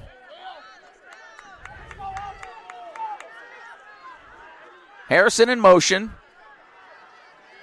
Team resets. They look to the sideline for the call. They get said call. A little bit of a high snap. Jeremiah Carey reverses field. And unfortunately not going to get much. Might actually lose a yard on that play.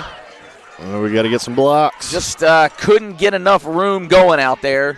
Carey with the ball brought down by number 13, Braxton Fox.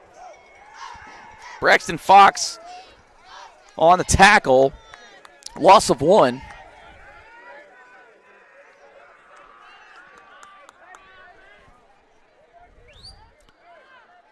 Bears basically flipped the formation. And that's Brian Buchanan. So he kind of disappeared for a little bit, but he's back. And again, he's kind of been that little bit of change of pace back for the Bears. Yeah. So Bears going a little tempo here as they are quickly on the ball. He's got it, man, deep. Oh, just barely overthrows Tyler Blakely. It was there, though.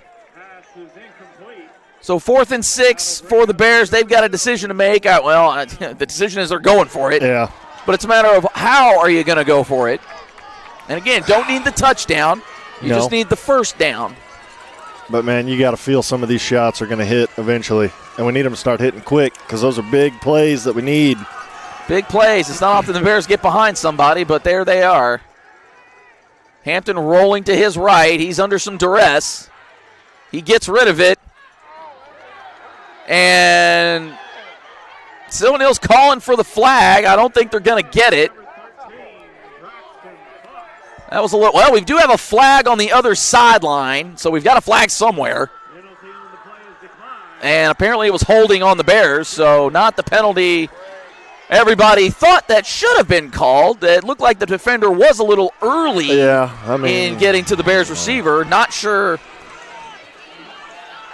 how you time that one up personally, but as it stands, it's a turnover on downs for the Bears. I mean, that's a little questionable in my opinion, but, you know. Well, what do you do? Now we got to rally around this defense again to keep fighting, keep making plays.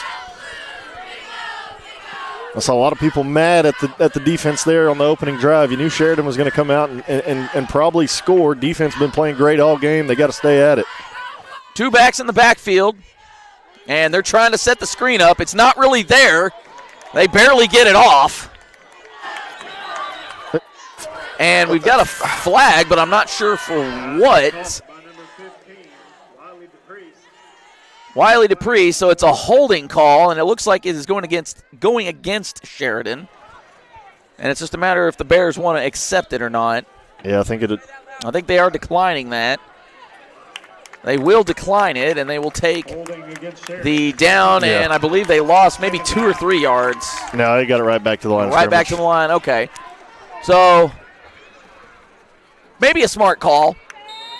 I guess hindsight's always 20/20 on that, but instead of the yardage, Coach Houle elects the down. Well, yeah, and I mean, like we've said, though, the yardage usually hasn't mattered. So now, you take it down away from them, stay at it, stay aggressive. It's a false start. So we got a flag on the field, and it is indicated as a false start. Yeah. They had the receiver over there, 28, moving towards the line of scrimmage right at the snap. Fans getting into it over here on the Sylvan Hills side of things. They back it up, 2nd and 15 for the Bears. Or for the Jackets, excuse me.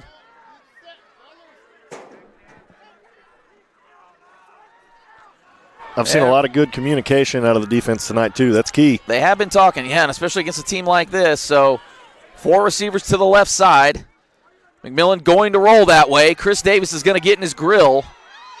And they just find a hole in the coverage.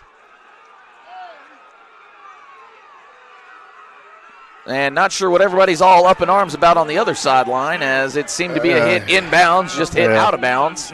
Well, and the sideline over there didn't help keep anybody up, so it's going to look worse than what it is. Yeah. I understand it, but, Well, so 15 yards right on the nose. So, again, that's why you saw the declining of the hold penalty earlier. You'd rather take the down. Stevens up the middle, slips and falls, but also Malachi Summons had a little bit to say about that as well. Oh, yeah. I just saw the replay over there on the sidelines. There was nothing. I understand it, though. If I was a Sheridan fan, I'd be hollering, too. I get it. Yeah, you get it. Stevens in motion, but it goes to Turner up the middle. Ball is carried by number 28, Eli Turner. So it looked like Kai Griffin had a little bit extra to say to Peyton Sterrett. As it stands, it is 3rd and 2 for the Jackets.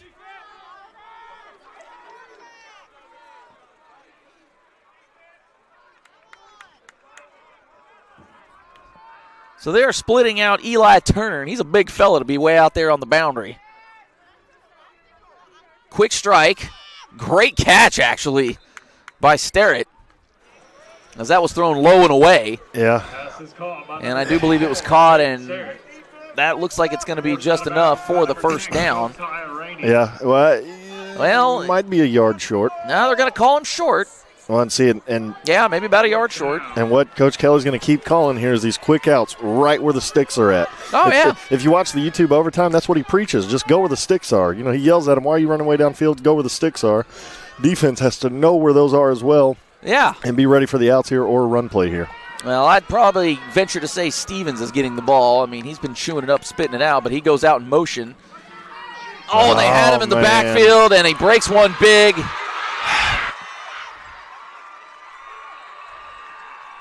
So Turner gets to the outside. Carried by number 28, Eli Turner. So 4th and 1 turns into a huge gain for the Jackets. Yeah. And those are backbreakers for a defense, but also at the same time you got to know, like, this is just what you're dealing with. Yeah. It's not like this is their first 4th down attempt or anything. I mean, they've gone for a few tonight. But so that's just the mentality you have to have. You're going to have to go full 4.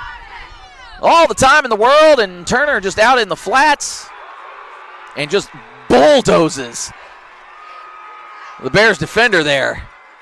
My goodness, Malachi Sherwin got the lesser end of that deal, and he looks shaken up a little bit on that one. Ball is run by number 28, Eli Turner. Number 11, Zayden Woodard on the tackle.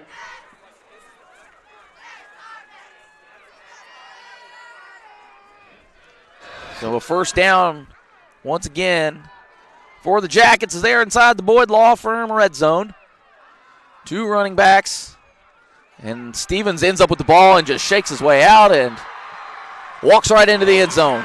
Yeah, I mean, that's And you see the body language there by the Bears defense. And, you know, if you're the Sylvan Hills coaching staff, you got to shore that up because, you know, this is the team that they're going to score. Yeah. Right? It's just no other way around that. So you just got to limit the scoring as much as you possibly can, which they have done by and large as they've not allowed a few opportunities for the Jackets. But, you know, it does sting when your offense doesn't answer.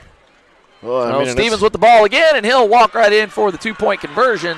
And those are the ones that are going to sting a lot, too, is those 2-pointers as it just extends the lead out. And it is now a 2-score game for the Bears to get back in it instead of it being a 1-score game as the score now runs. Sheridan 36, Sylvan Hills 27. Yeah, and I mean, this is one of those games where things are going to happen. You're not going to, you know, every time you're not going to stop Sheridan. Every time you're not going to get the onside kick, so you have to respond and know they're going to get points. Sylvan Hills has been down before and responded. They just got to stay at it here. The offense got to help out the defense. They have to. They got to start hitting some of these deep passes, running the ball. The O-line has to start blocking a little better. These are just things that have to happen if they want to stay in this game, and they can. They can do it. It just starts right here with this onside kick. That's the big thing.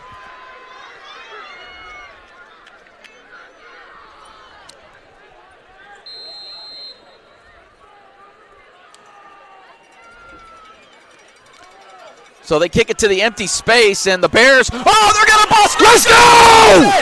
Joseph Thompson bust through. Oh, it backfires on him. Touchdown, that's how you respond, baby. That's one way to do it. Give him all 6 of these. Oh, he busts through. They tried to kick it into that space, and I was going to point out after that play, had it gone awry, that's the risk you take on that type of kick. Because the other side is overloaded, they try to get a little sneaky with it. Joseph Thompson, brother, takes it 6 the other way. So Bears with the big plays.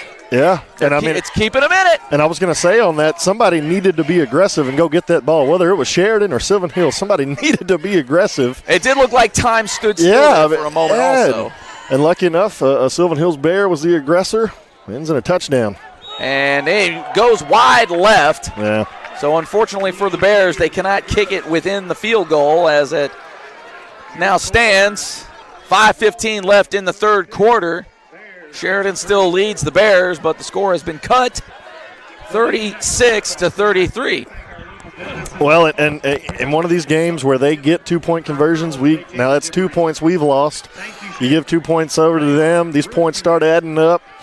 Yeah, so those little plays matter. Yeah, and man, you know, it's nice to see when the offense may be struggling just a little bit. The defense can score, and we got a special team score tonight. I think those are two things that haven't happened in the same game for Sylvan Hills in probably a while. And it's just the confidence has to stay high. You can get right back in this game. You are in this game. Well, you got to feel a little better about things. Yeah. But kind of the one thing that backfires on you, well, the defense is right back out there. Yeah, yeah. So if there is a non-silver lining, it's that. But you got to think they're going to be a little charged up knowing, okay, we made a big play, cut this thing, you get a stop here, changes the whole game. As we saw in the first half where things looked like they were maybe getting a little out of hand quickly, Bears responded with the pick six. So now they had a kick six mixed in there as well. Yeah. So Trejo with the deep kick. They are going to get a little bit of a return. But it ain't going to be much. Well, I say that, and golly. And Sheridan responds back with a kick return of their own. Yeah. So this game has got everything in it right now. Well, and I mean, I go back to the onside kick that we were doing. I mean, I heard a lot of people here, kick it deep, kick it deep. Well, sometimes kicking it deep isn't always the answer. And there, I mean, just a couple of bad angles. Great play by Sheridan there. A couple of bad angles on our end. Got to make the tackle. And when it comes down to your kicker being the last line of defense, it's usually never a good sign. Nope. And Sheridan right back out to a 2-score game. Just dodged 2 tackles and outran guys. So just when you think the Bears had some momentum, Sheridan snatches it right back. So we'll see what they try to do here. They try to get slick again, but it is down through and true. Just a good old 7 this time for the Yellowjackets. So, we've had a lot going on here the past 40 seconds of game time. Yeah. As the score is now Sheridan 43, Sylvan Hills 33. I mean, this is one of those, it's a boxing match now. Each team's going to throw some punches. Who's going to be left standing at the end of the fourth quarter? It comes down to wanting it right here. Which team wants it more? Both teams are playing for playoffs still. Believe it or not, both teams are still playing for playoffs. Who wants it more? Well, and who's going to execute? Yeah. That's really what it comes down to is, well, we'll see what we're going to get this time. We've had an onside kick return. We've had a deep kick return. Here we are. Sheridan going to onside again. We'll see what style they employ this time. Well, I will say we need to not leave the middle that wide open like we have it. Well, you almost kind of bait him into that as Thompson is right there. If it goes right through that middle spot again, he's got a chance to hit it on the run. And as you can see the way Sheridan set up, that middle, that's wide open. But they go old school with it, and boom. There we go. Pretty solid coverage there. Gavin Rollins falling on it, and we've got a flag well after the play. And guys were down, and can't tell, but Harrison Merchant was involved in it. Excuse me, that was Marcus Hurd on the recovery. So we'll get these flags sorted out and see what happens here.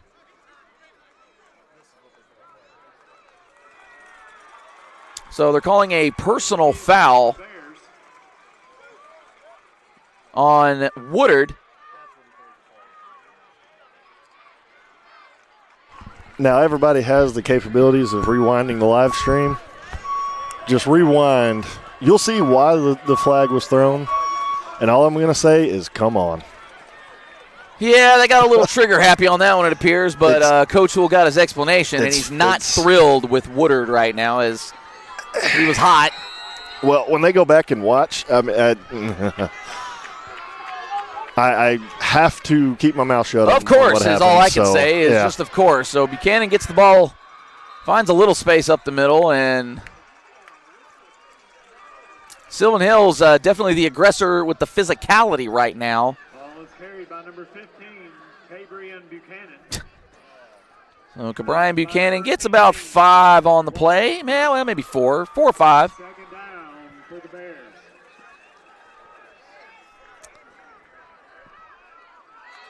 So Sylvan Hills needing to respond right here. And look at that, Tyler Blakely, just turn and run, fella. He looked like he maybe was trying to do too much and thought better of it. Finally just tucked the ball and went.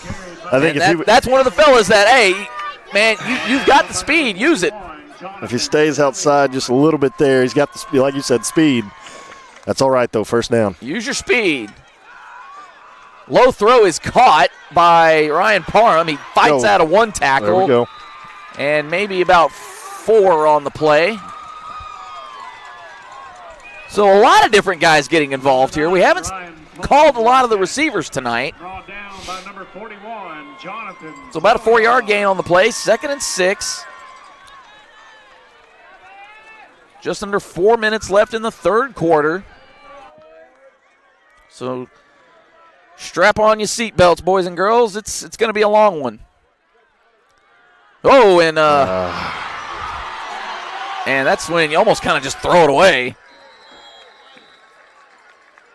Right there. But unfortunately, well, Tyler Hampton tried to do a little too much, but that play also blew up from the jump. Yeah, there the offensive lineman kind of caught the defensive end rather than trying to hook him and turn him. And that's why he was able to make the play that he did. He didn't make the tackle, but he held up Hampton just long enough. Those little things like that. Yep. 3rd and 10. Pressure coming. Oh, and he gets hit as he throws. Oh, it was there. Tyler Blakely had it. But unfortunately, Hampton was hit right as he was throwing the ball. And the Bears will elect to punt. And this could be a situation where they could pin the Jackets back deep in their own territory. We saw them put it in there within the 1-yard line earlier in the game.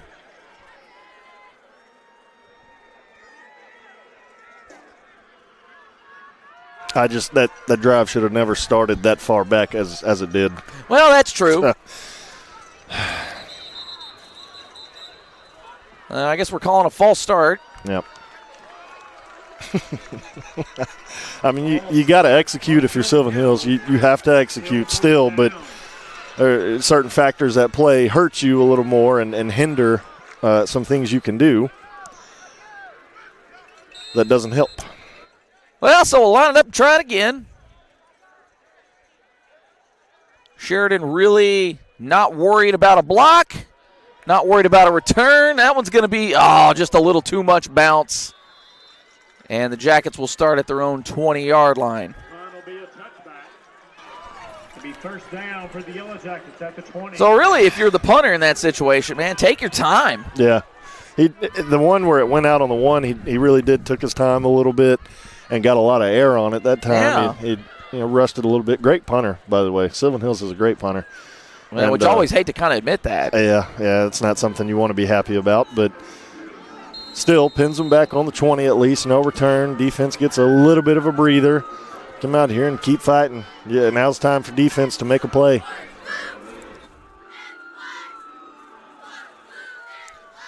So they got a guy way back there, so I would be watching out for that.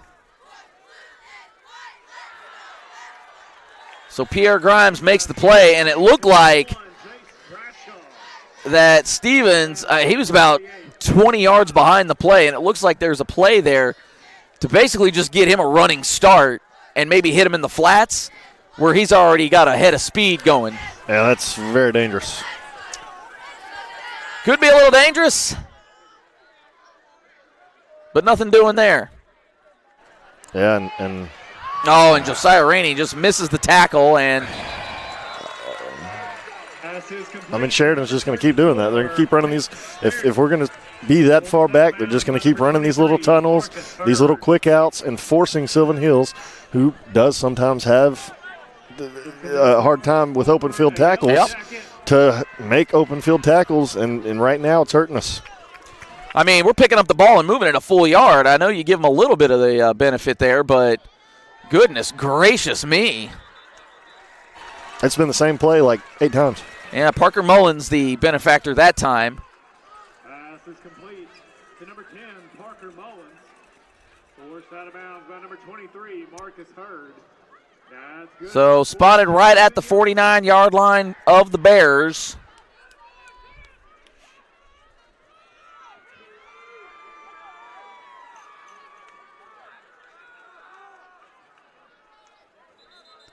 And we've got a false start. Now, I don't know if they're calling that because, like I said, the center, you get a little bit of leeway in there when you go to pick the ball up and kind of get it to where you're ready to snap it. But there have been a couple of times, it's moving a good 2 feet. Yeah, and I don't know if that's what they're calling or if there's some other movement right that we're just kind of missing. But well, and what I had a ref explain to me one time is you can pick it up a little bit. It's like he gave me, I don't know if it's the official rule, let this play happen. So not much doing there for Turner. Malachi Sherwin leading the way there. Right, but I don't know if it's like the official rule, but he was like, he told me he was giving me 6 inches to move the ball up and down, and then it's like no movement forward except if you like pick the ball up to tilt it, to kind of get it in that position, But I don't know what the official rule on that is. That's what he told me. Yeah, like I said, I know you get a little bit of a grace distance there. Oh, ball dropped as McMillan was under a little bit of pressure, but he stood tall in there. That ball intended for Wiley DePriest, in and out of the hands as he tried to make that catch falling down. So the 4 receivers set to the left side. Oh, ball is tipped by the Bears. That was Marcus Hurd. 23, Marcus Hurd. And tips it up and out of bounds. So 4th and 14 for Sheridan here. And again, this isn't necessarily a play where you can play it a little conservative or take a little bit off. This is one you gotta play it just as hard as your third down. 4 receivers to the left side once more. They're just causing confusion over there. They've got a man up the middle. Ball almost picked off once again by Josiah Rainey. There's a flag. I mean, he did. I just don't know. That's one of those spots, and I was an offensive player my whole life. That's one of those spots where I don't know what you want the defensive player to do. Do you sit there and let him catch it? I just don't. Yeah, so Sheridan gets spoon-fed a first down. I don't know what you want the defender to do there. And Coach Houle is a solid 5 yards out on the field trying to get some kind of explanation.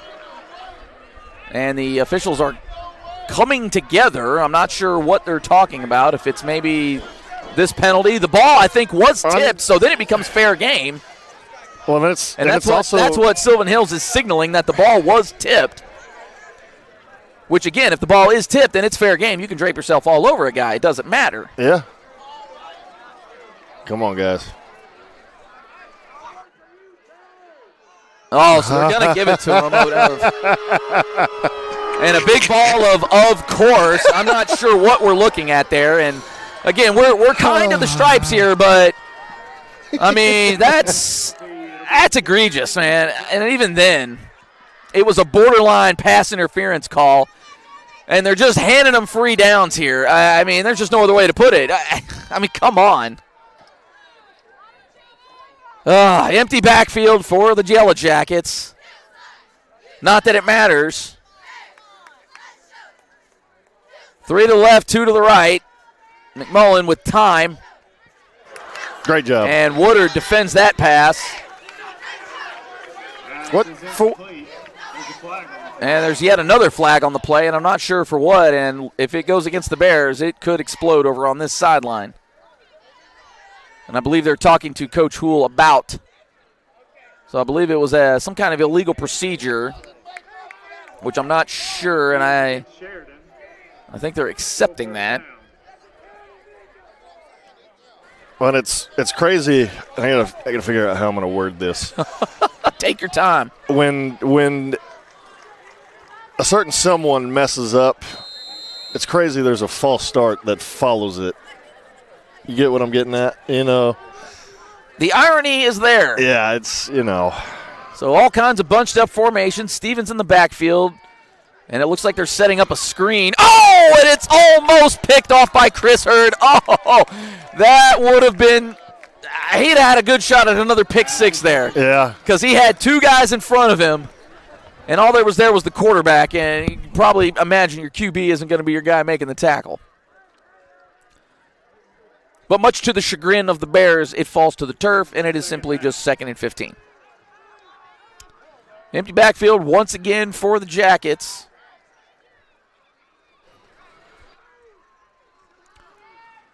The quick hit, J.P. Black on the reception for the Jackets, and you had to think that they had a couple of plays that look like they take a little while to develop, just not develop, and they just needed to get something going there. Plus, you missed that one, and it's 3rd and 15. Not that that's really mattered all night.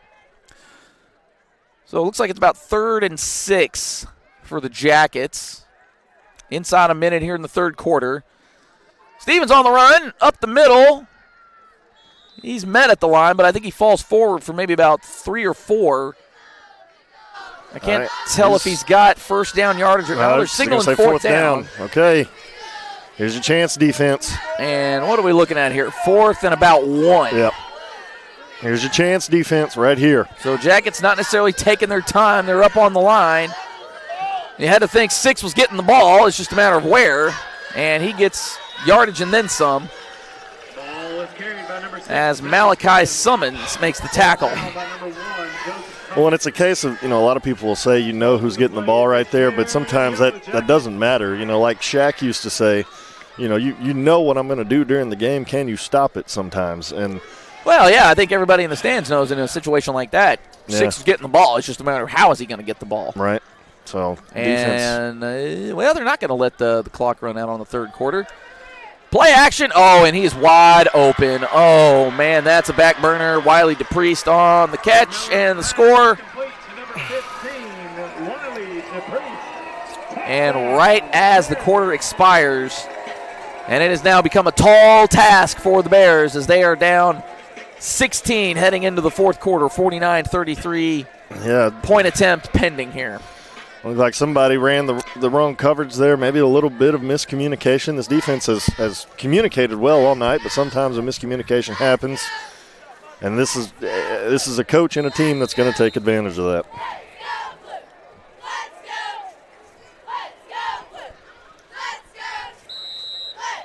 Well, yeah, looks like somebody sat a little too shallow in the zone there. And the receiver just gets behind him. Which, stop me if you've heard that before. So the extra point now just a tad bit closer.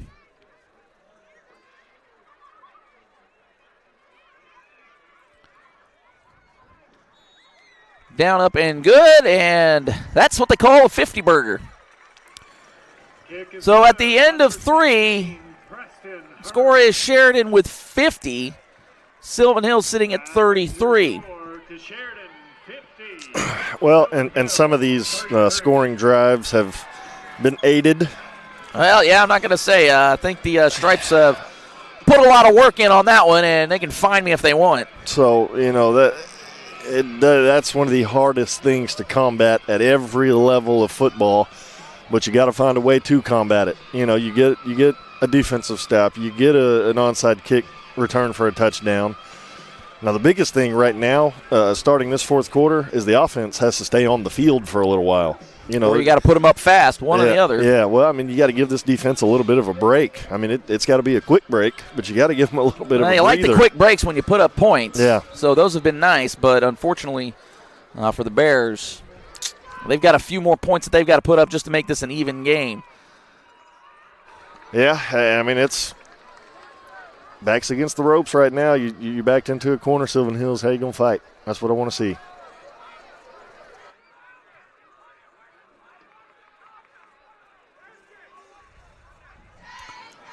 So we'll see what the onside kick will look like here to start the 4th.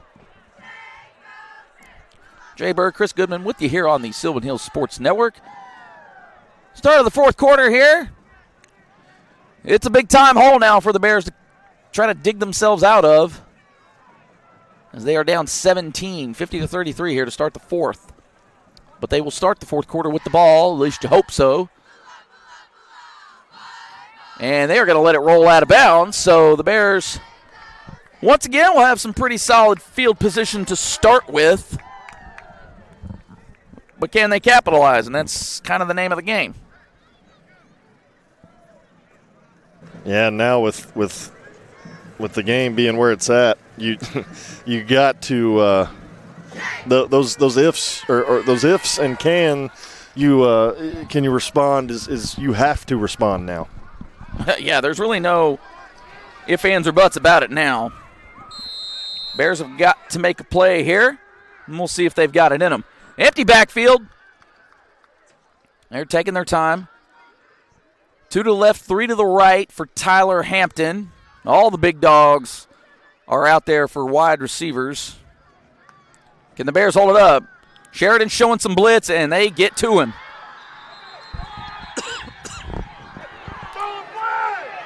And the away sidelines thinking that the Yellowjackets maybe got away with a little extra contact there. I'd have to say I'd agree with them, but, that's because I'm going to say right now, what I saw earlier get thrown a flag for late, and that's not a flag. Come on, brother. Come on, man. Well, we got a sideline warning against the Yellowjackets. Oh, thanks. But thanks. That doesn't really help you out at all. That is awful. That is the worst thing I've ever seen. They're going to throw a flag. So 4 wide receivers to the right side. So Bears dipping into a little bit of the Sheridan playbook. We'll see what they've got cooking up here. And here comes some pressure from the outside. Hampton just throws it up.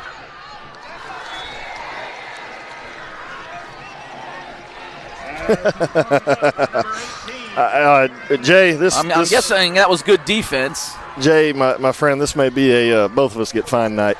I'm telling you.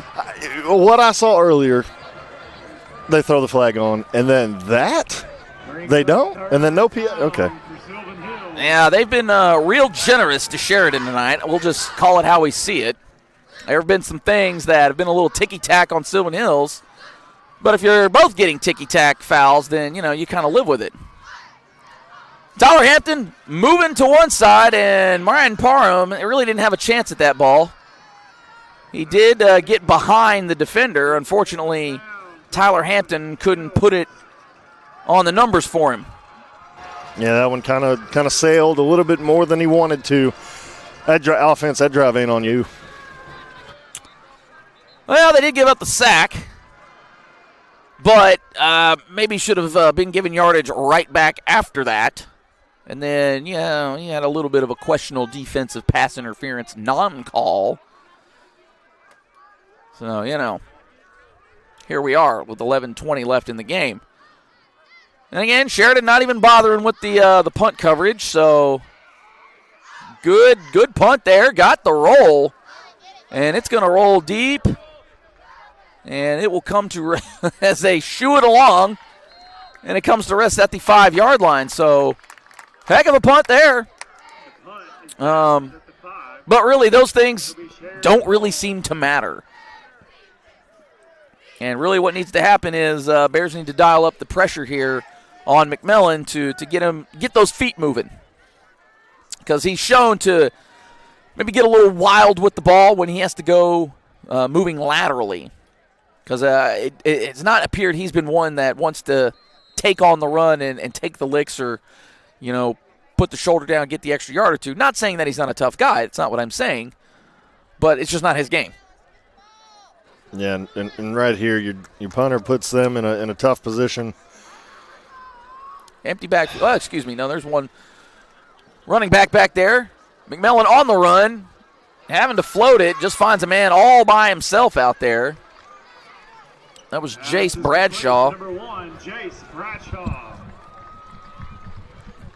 And big gain Good for the Jackets as they barely get enough for a first down just beyond the 15-yard line. They'll get a fresh set of downs. Stevens with the carry. Spins out of one. Looked like he was about to reverse field, but was brought down by Caleb Harrison. Carry by number 6, Zay Stevens. But he gets about 6 yards on it.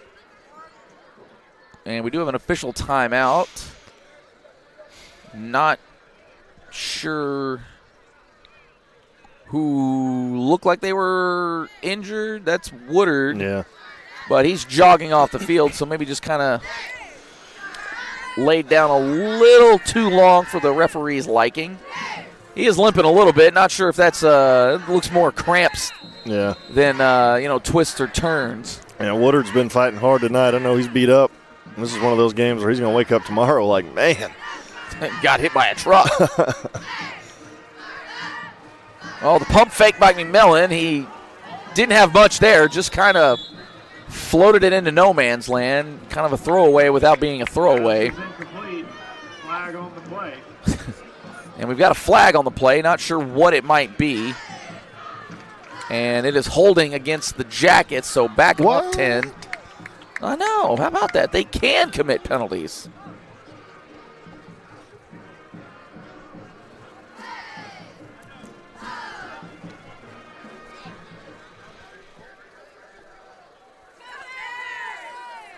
Third and 12 second and 12 for the Jackets. As they'll get another go at it here. And as I've said many times, really the yardage don't mean nothing.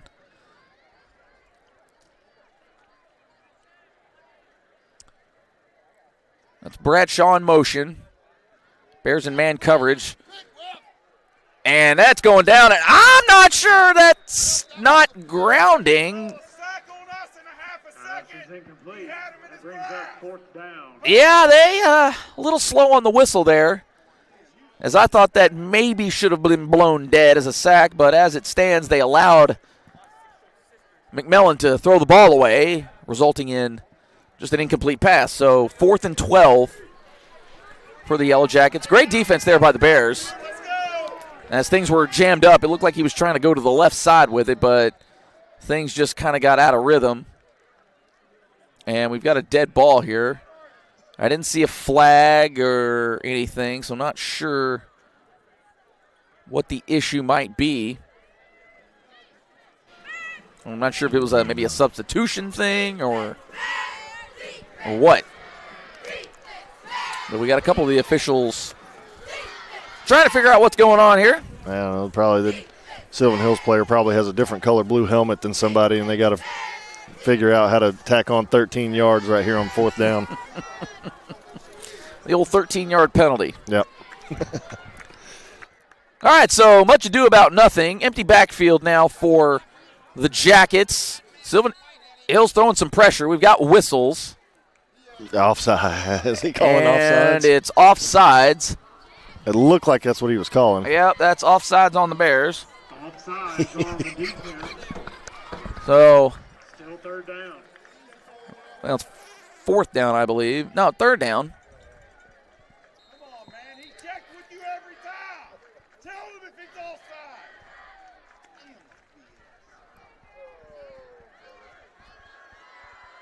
So let's stare it. Breaks off a hefty run there, just enough for the 1st down.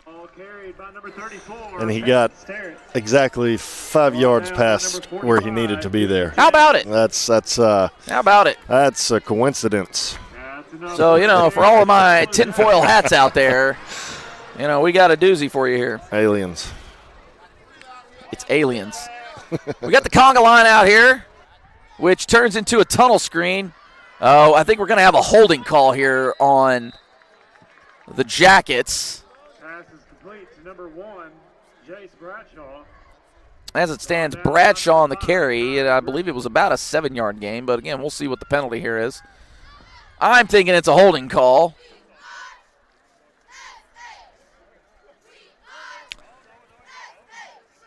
So I think so offensive pass interference, as I believe it was more of a pick than a hold. So that stands a 10-yard loss for the Jackets. Again, like I've said, the yards really don't matter because this is a team that can get them in chunks. 1st and 20. Jackets backed up to their 15-yard line.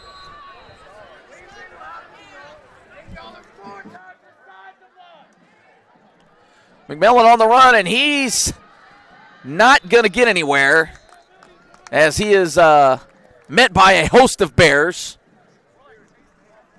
Looks like that was led by Jaden Noble.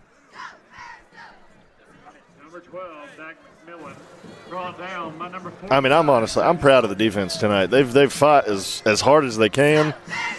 Well, And considering the style of offense and just some of the gambles, I mean, this is you kind of akin this back to the old Cabot days, the old 5A Cabot, where they'd run the wishbone, and they just ran it so well. Yep. And it's not so much the wishbone, it's they were the only team doing that, Yeah. so you just got to get ready for those wonky things. And this is a team that does some wonky things, as Stevens doesn't get too wonky, as he just gets to the outside for a modest gain. Number 6, But what I'm saying is they just do things so unorthodox that you've got to prepare for it. And this is one of those teams that it's the oddball on your schedule because they do things so differently that it's just a different beast to prepare for. Yeah, and they execute. You know, They do execute. and they make teams pay for mistakes. They're going to make you pay. You give them a first down, they're going to make you pay for it. Well, and also, too, running that style of offense, I mean, they're airing it out. Yeah. It extends the game. Yep. Just, like I said, incomplete passes or whatever, they get to the sidelines a lot, you're getting pushed out of bounds. The clock isn't just running. And this is going to be a cover sack, potentially. Oh, my goodness, he made the catch. What an absolute dime. What an absolute catch by Zay Stevens, as he had, I believe that was Marcus Hurd, just draped all over him and just over the shoulder.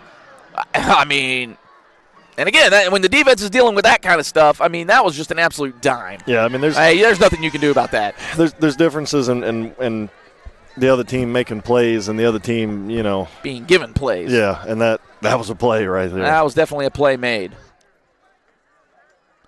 So a little different formation there as the handoff. Turner fakes it to McMillan. So again, just one of those little wrinkles in their offense that it's like, wait a second, what's going on here? This isn't how it's supposed to be. And a lot of times it's just that differentiation from the norm that'll get you.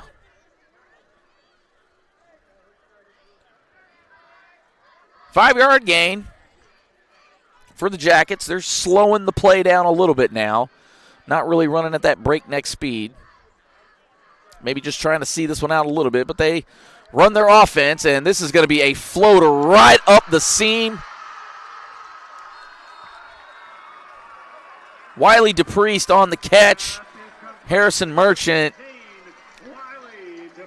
makes the touchdown-saving tackle, but it may not matter, as it does seem inevitable now. And that's one play, and we've said it all year, that the Bears defense has been susceptible to, regardless of what the formation is just those seam routes. They tend to let guys get past and get open. We've seen it a few times tonight. Now, they haven't hit every one of them, but they've hit a few. And tonight, this is just the defense. The defense is tired. Like you said, extending the game. These guys have been out there a long time. And the big man, and that's a live ball, so the big fella, is that, you know what we're going to call his name? Because he's the big guy. You got a 70 number, and you try to catch a pass, you deserve a shout-out. That's Austin Pottinger on the tackle throwback or the guard throwback, whatever it is. But it officially goes down as a fumble. So 2nd and goal from the 20. Not often you say that. Empty backfield now. 4 receivers set to the right for McMillan. And he stands tall, finds somebody in the seam. Oh, my goodness. Just when you think it's going to one guy, it ends up dropping right into Jace Bradshaw. Touchdown, Sheridan. Yeah, and I mean, there's a couple of passes on that drive there where that was just a quarterback making a throw. And that one right there, another great throw, threw it right into the window where his receiver was going to be for a touchdown. I mean, it's nothing you can say about that one. Well, I mean, sometimes, yeah, it's like I said, it's they use misdirection a little differently. Yeah, and that's them making a play. And the Bears just kind of getting scrambled and go for two here, and they're going to get the two. 47. It's Weston Ramsey who just bulldozes his way in. Oh, just under 7 minutes left, and it looks inevitable here for the Bears. 58-33 the score now. Going to be hard to score 25 in a matter of 7 minutes.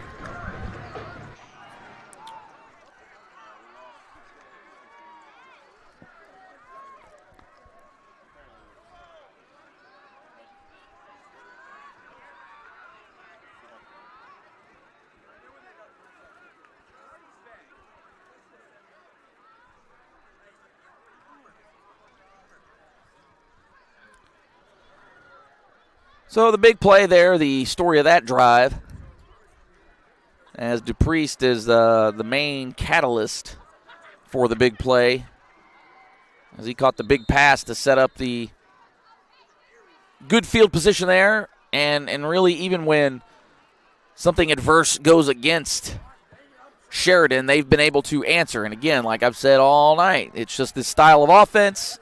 The yards really don't matter, because this team tends to make up for it. And they had the big fumble, lost about 13, weren't rattled in the slightest. And I think that's the difference between these two teams is one is confident they can get it done, and Malachi is still up, and he's got – oh, and he slips. Oh, he had a convoy. Oh, he was – oh, goodness.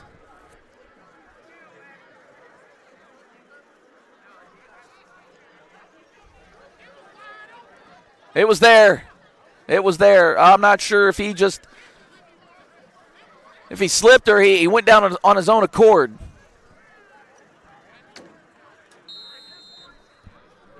Yeah, I'm going to have to go back and watch what happened. I didn't see it. Oh, man. Well, he got hit as he hit the ball, but he kind of just bounced off and didn't realize, like, oh, I can still run. But also, too, Turf Monster may have got him.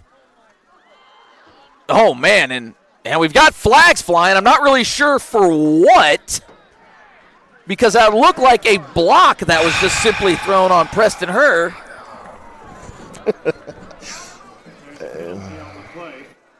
and really just because he laid him out, that's not necessarily a penalty, if that's what the call is. But we'll see what the call is before we rush to judgment.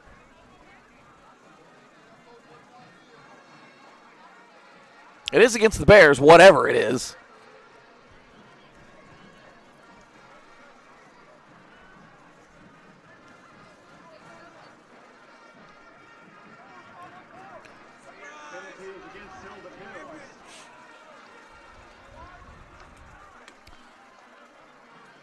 So a 10-yard penalty on the Bears. Or excuse me, that's a 15-yarder. I'm not really sure what the call was. If it's on that block, I got beef with that personally. Just because a guy gets laid out. It wasn't late. Looked like he got his head on the right side. I mean, maybe that was what it was. Pressure coming. Ball is out, and almost looked like Ryan Parham intercepted his own guy there. Yeah. But the pass is complete, and much ado, and only about a 3-yard gain. Ryan Parham brought down hard by number 35, Hayden Blackwell.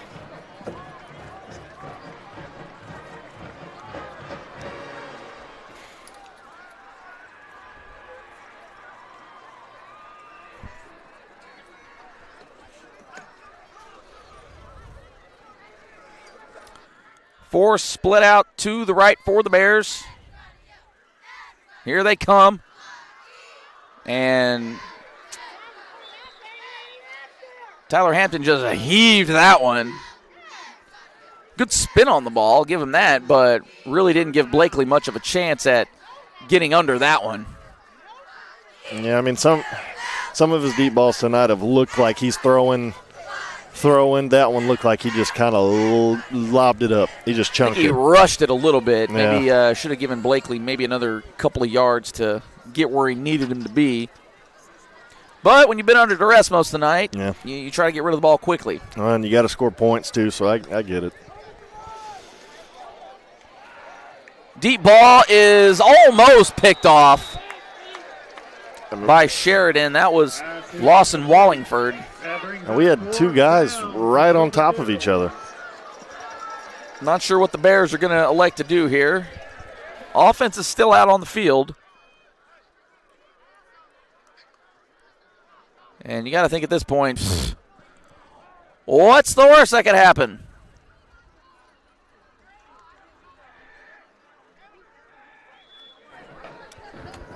Yeah, I mean, if you do throw a deep interception, it's as good as a punt, I guess, if you do that. Well, I don't know. The way this team defends punts. So ball is up. He caught it. No, that's a catch. Who caught it? Is that a catch? No. Oh, they're going to give it to Sheridan. Oh, my goodness. I think he caught it and he had it ripped away from him. Oh, we got flags on the play. It's going to be on Sheridan. Yeah, that's a Sheridan penalty. I'm not sure for what. He had the catch, and then I think whenever he went out of bounds. I think they were jockeying. Yeah, but then they went out of bounds. That should. I don't know. Should be I don't know. With the way things have gone tonight with these dudes, I have no clue. So yeah, I'm not sure who maybe came away with that one. Blakely walking off dejected. I mean, that's not on Blakely. If he watches these broadcasts, that's not on you. I mean, he made a great play to get the ball, and then it may have been taken away from him. I'm not sure. But, yeah. The way other certain things have gone tonight, I don't know. So we've got an unsportsmanlike on Sheridan. Not sure if it's on anybody in particular. And I'm not really sure what it may have been. It just seemed like they were having a good time with the interception over there.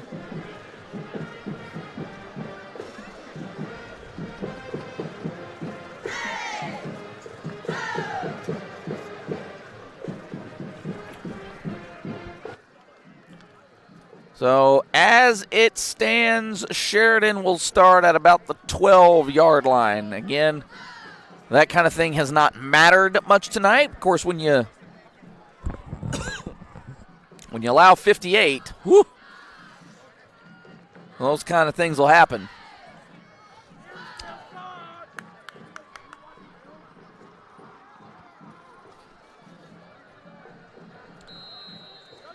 .545 left to go. Stevens running. He finally gets to the sideline, is forced out of bounds. I believe that was Josiah Rainey on the opposite side. Big chunk gain, though.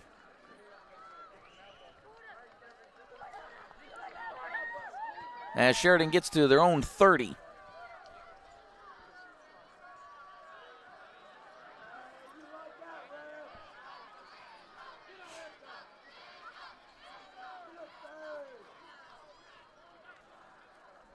Ball is down, and I think Sylvan Hills can come away with it. How about it now?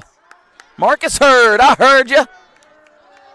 Fumble on the play, recovered by number 23, Marcus. Just the way things have gone, it was hard for me to get excited for that because I was waiting for the penalty. Turnover, that can't happen. I was waiting on it. But good job for the defense, staying at it. They get the turnover, set up the offense in good field position, put some more points up. So the ball don't lie. Yeah, and really, we've only lost 15 seconds here. Yep. In the big scheme of things. I mean, is Sylvan Hills going to come back? Yeah, it's hard to tell, and it's going to be hard to do that. But I would like some more points on the board to make this a little bit closer to actually portray how this game has gone rather than how it's been controlled, I should say. So we'll see what the Bears got cooking, about the 26-yard line. Tyler Hampton rolling to his right. He's got a man. Hey, there it is. How about it, Nigel Casey? Give him all 6 of these. Oh, we got a flag. We got a flag. Oh, you can't be serious. Are you kidding me, man? Pass is complete to number 15. Ineligible man downfield. I mean, you're going to call that when Sheridan all night has probably got guys 5 yards down the field? and we were probably a foot over. I disagree with that assessment.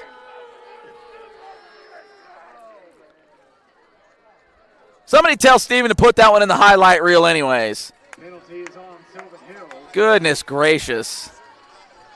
I mean, I'm not one to say that officiating favors anybody one way or the other, but man, have there been some really questionable calls Tonight it's hard. Pivotal moments against the Bears. And again, that's a ticky-tack in my opinion. I didn't see anybody incredibly far downfield. Again, you get about 3 yards. Yeah, it's 3 yards. And, I mean, if a guy's 4 yards down, I mean, letter of the law, I get it. But you got to show it to me. I mean, it's got to be egregious, I think, for you to call that. Oh, man. Well, as it stands, Bears get that touchdown wiped, and Ryan Parham is just ducking in and out of blue jerseys.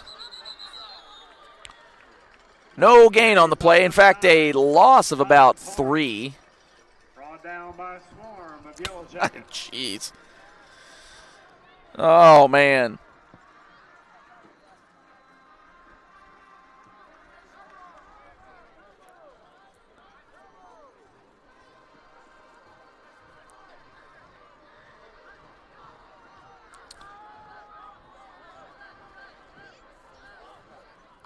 Twins to either side. Oh, and it looked like Jackson Walker just slipped in his break. And, you know, it's just one of those nights for the Bears, which you could say it's been plenty of those nights on Friday where it just seems to be just something always seems to be in the way. Well, and this something tonight is black and white and has been red all over this game. You know what I'm saying? Like, golly. So, and the newspaper. I went. Yes, the newspaper has been awful this game, and we're throwing it up. Let's see what happens here. That's 6, baby. That's 6 for Ryan Parham. Should have been a flag. No flag. Give it to me. Give me all 6 of these. Oh, are you kidding me? Is he going to pull it? Is he going to pull it? For what? I don't know. I thought he was going to pull one. Oh, you cannot be serious. For what? Is that pre or post play?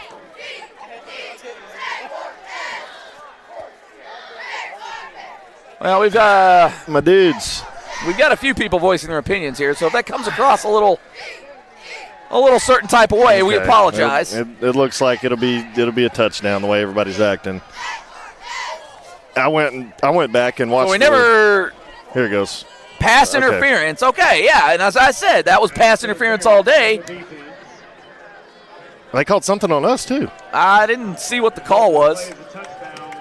Or maybe he just pointed and said touchdown. But that. All right, nonetheless, you know, it takes a lot for us to get fired up about officiating. You know, like I said, I feel we've been pretty fair most of the year, but we call it how we see it. Yeah.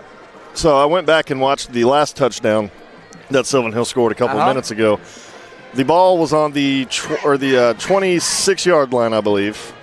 Our offensive lineman. There you go. And there it is, Ryan Parham one more time. Our offensive lineman that was furthest down the field was on the 29, or no, the 24. 23. Oh, no, he was on the 24. Yeah, going the other way. Yeah. It was only like 2 yards. So you're giving 3. But anyways, touchdown, 2-point conversion. Yeah, as it stands, it's 58-41. 4.5 minutes left to go here in Sheridan.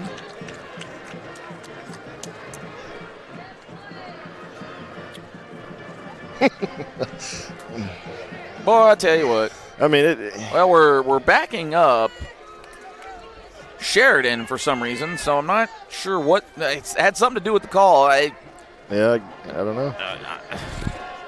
Listen, when it comes, I don't know what's going on. I have no clue, and I'm not going to speculate. Okay, so yeah, I'm trying to figure it out because they've been given 15 yards. It's almost like they gave him the pass interference on the kickoff here. I mean, unless there was an unsportsmanlike, and I missed that. Yeah. Which, again, chat, help me out. If somebody saw that, let me know. Because, I mean, it's benefiting the Bears right now, but if that's what the call is, that's just a wiped penalty because you scored. I don't think you idea. get the yardage on the next play, but hey, whatever, right? New kicker. So the it's gotta squibby, go that's 10. not going to go 10. So the Bears touched it before it went 10 yards. So that's a clean penalty, you know.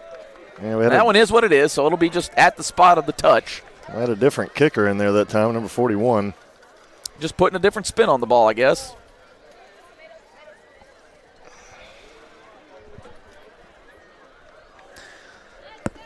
Nigel, we feel your pain there. Refs, SMH. We'll just leave it at that. So we certainly appreciate the chat for keeping it popping tonight. As always. Per the usual, as they say. Whomever they is.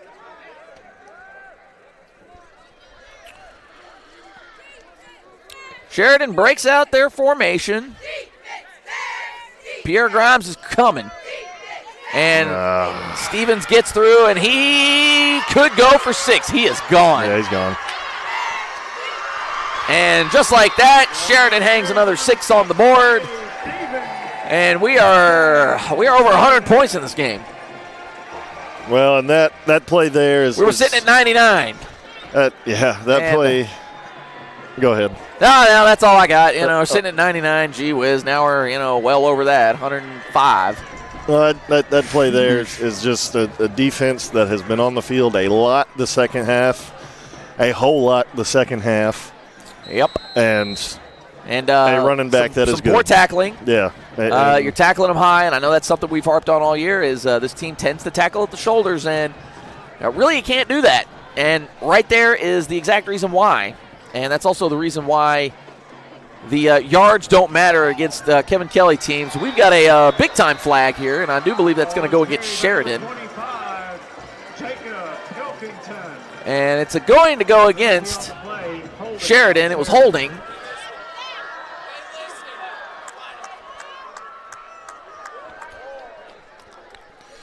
So we'll retry the attempt here.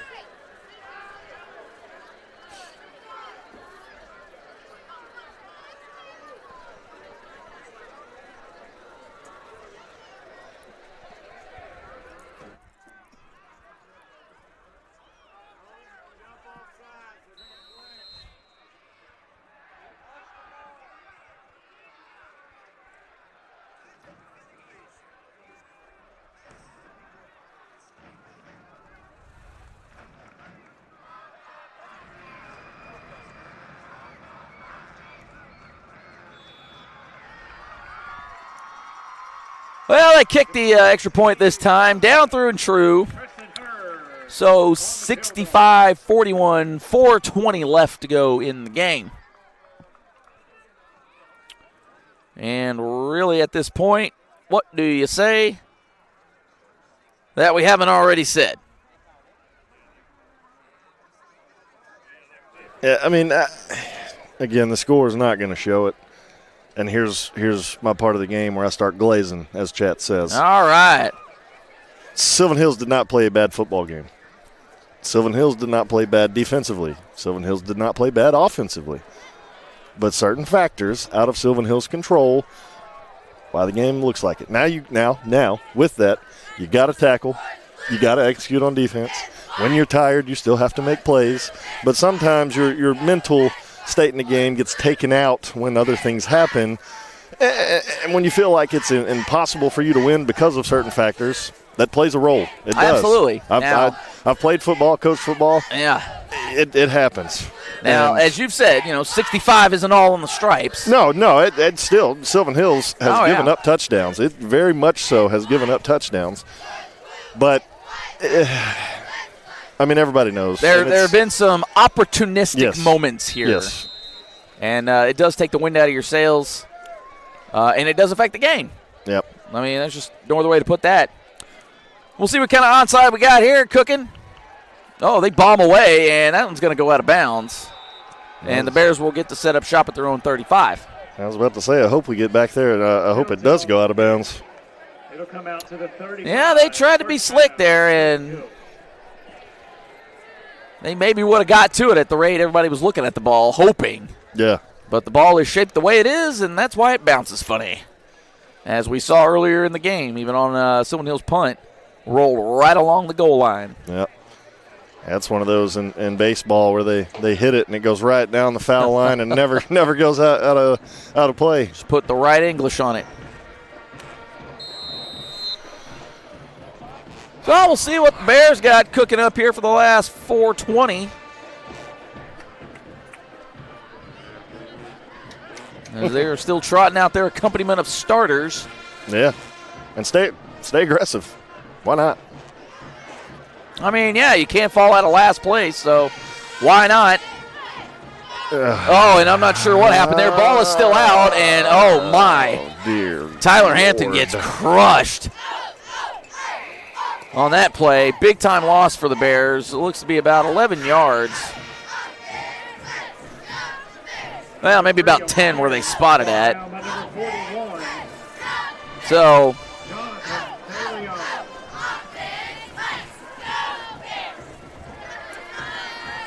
the Bears will give it another go at trying to get this thing moving. Pressure's coming. He better watch out from the backside. There it is. And Lacoby Brent looked more. He was more concerned about the defender than the ball. Well, I think the ball kind of got to him right as he was turning around, and I just don't think he had the momentum to be able to jump for it. Well, I don't think he found it either from the way he was looking. Yeah. Until it was too late. Yep. And that happens. So 3rd and long for the Bears. 3:41 left in this one. 65-41. Sheridan leading. Jay Burr, Chris Goodman with you here on the Sylvan Hills Sports Network, a part of the Natural State Sports Network. We certainly do appreciate everybody who's stuck around through it. We feel you, chat. We feel you 100%. Timeout. And timeout, Sylvan Hills with 3:40 left. We're going to talk about this one. Get to the back page of the playbook at this point. We've seen it all in this game. We've had the hook and ladder. We've had pick six. We've had exchanging kickoff returns. Yeah. We've had fumbles. We've had questionable calls. Yeah. We've had onside kicks galore. I mean, if you were playing football bingo tonight, somebody won some money. Surely we've got a bingo out there tonight. We've got over 100 points. Yeah. What else have we got going on here? I mean, like I said, we've had a lot. We had a ball thrown to a man wearing 74. We've had a big fella in there. I mean, it's not going to go Sylvan Hills' way, but what a fun football game I'm for the telling most you. part. Yeah, by and large, usually 65-41. You're talking about a lot. I know we've kind of joked around with the rest of the network that it's fun to have highlights. We haven't really been the benefactors of that this year, but like I said, Steve, we've got a few tonight. Yeah, we do. Put us at the front of the highlight reel this time. Hampton back. He's under a little duress. He's got room to run, and he's going to take it. He's going to have to run. And gets back to the original line, but that still leaves a 4th and 10. Number 3 on the carry. Brings up 4th down. So this will inevitably end the season for the Bears. Now, I know they got Catholic senior night next week, but with the loss tonight, they will be officially eliminated from the playoff contention. So next week we'll put a bow on the season for the Bears. Tyler Hampton stepping up, and I don't know, that's a face mask. All right, they finally got one there. Number 3, Tyler Hampton. Jaquelin Morris bit off a little more than he could chew. So that is going to be a personal foul face mask, and that'll give Sylvan Hills enough for a 1st down. And I was a little concerned there for a moment because it was an obvious one. I know sometimes, you get some of those calls and it's like, it depends on what the angle is. I get it. He took a little minute to throw the flag out there, but it got out there, so that's all that really matters. But again, Sylvan Hills will host Catholic next week for senior night. In fact, this is Chris's senior night. Yep. As sister's getting married next week. Is that right? Yeah, shout out to my sister Olivia and Landon getting married next week. Rehearsal dinner's Friday, so I'm going to have to miss the Catholic game. I don't know who schedules a wedding during football season, but they did it. So terrible people. Yeah, and write them out of the will. Yeah, and we're only doing this out of obligation. Right. So this will be my last stream. I'm sure nobody's sad over that. And he just there we throws go. Go get it, Ryan Parham. Go get it, Parham. Draped all over. Now where's the flag? Did he make the catch? No, but there's no flag. You can't be serious on that, right? No flag? No, they got it. All right. My man didn't pull it, but it was obvious, so there you go. I mean, that may... I mean, just throw it out for good measure. The dude way back here threw it, but that... Yeah, you're bad. All right, he copped to it. That's one of the my favorites. That's not my call. It happened right in front of me, but that's not my call. I hate that, personally. Dude, that's, as a coach, burns me up. As a coach, I do not like hearing that. Do not tell me that. Call what you see. I don't care whose call it is. It has to be called.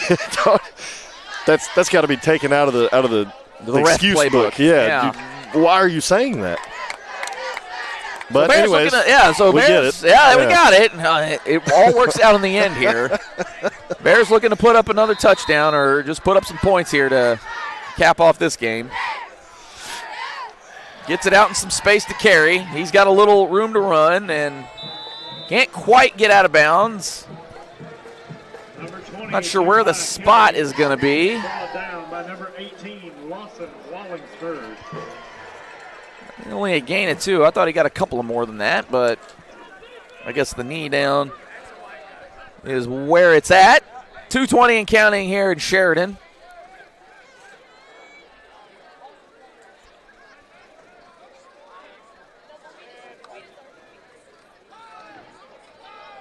Launching it up at this point.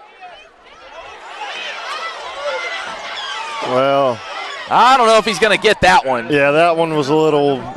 Definitely questionable, but I think a little cleaner defense. Yeah, on that was probably just good gamesmanship. Yeah, I'll say that. I'm not going to complain about the no call there. See, Sylvan Hills fans aren't going to like it, but that's probably that's a good no call. Yeah, I mean, as much as we hate to admit it, that's a good no call. I think it was just both teams hand checking each other. Yeah, is kind of what they're going to lean on that one.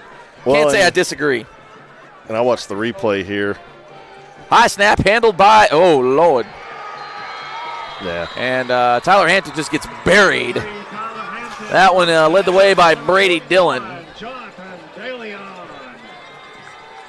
Yeah, I'm a little upset. The dude that usually tells me I'm glazing has not commented that tonight, and that's disappointing. Well, that's if he's still in the chat. Yeah, that's true. I know a lot of people were kind of bummed there for a while and kind of got tired of the stripe job going on. Yeah. And again, not that we're blaming the officials for the loss. No. But it's. I'm not. I'm going to say they had a hand in the game.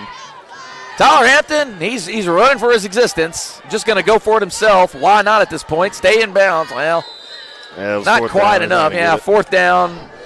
I think he was caught kind of in between running and wanting to throw, but as it goes, not enough, and the Bears will turn it over on downs.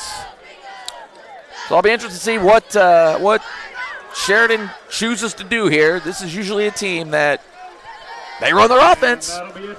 No matter how much time's left, they will run their offense. Yeah. Now, is this going to be a deal where they kneel it out? Because, I mean, really at this point, come on. But again, if they want to line it up and do it, and it looks like they're going to line it up and do it, you got to stop it. Well, and one thing that makes Coach Keller successful is in times like this, he gets the young guys in there and still runs the offense, and that's why they're able to execute. Exactly. Handoff up the middle, so I would imagine we're going to see just a couple more of those. Yeah, there we go. As Dillon is in at quarterback now. That's the kind of positivity I like to see out of chat right there. That's the kind of positivity I like to see. I still believe. Oh, Dark X. We see it out there, buddy. See, now he's glazing. Second down. So second down, empty backfield for Sheridan. Clock at 40 seconds. Play clock under 10. can, we're going to get a timeout, which, you know, when you're up 23, why are we calling timeouts? We're just extending the game that's already done. Yeah. Again, this is one of those little things where this is why people are aggravated at this style. I'll just put it that way. And sometimes with, for good measure. Again, game's in the bag. You're getting a little too complicated. I understand it's your offense and you have to run the offense. Yeah. I get that. But, there's also a point where we're literally at 36 seconds left and we're trying to dial up big plays, it appears. And really it's like, what are we doing here? You've already got the tiebreaker points. What are we doing here? Now what we're about to do is run a play here. So empty backfield. We're stacking it up to the right side.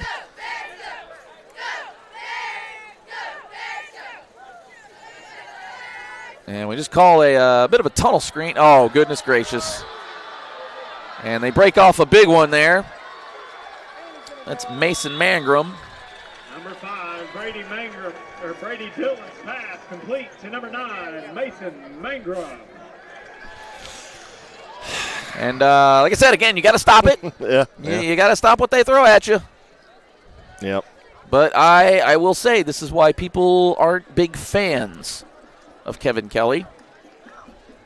Yeah, and I understand it. Yeah. I can't say I agree or disagree because I kind of fall into both camps. It's like, well, what are you trying to do? You're throwing the ball up 24. If you're just trying to get a first down, that's one thing, but just to run it out. But again, here we go. The big man. Big man getting a chance here. Jacob Buxton. And he's a senior. So, again, senior night, I'm okay with plays like that. Yep. I'll give it to you. Yep. And I believe that'll do it here as we're going to run out the final 10.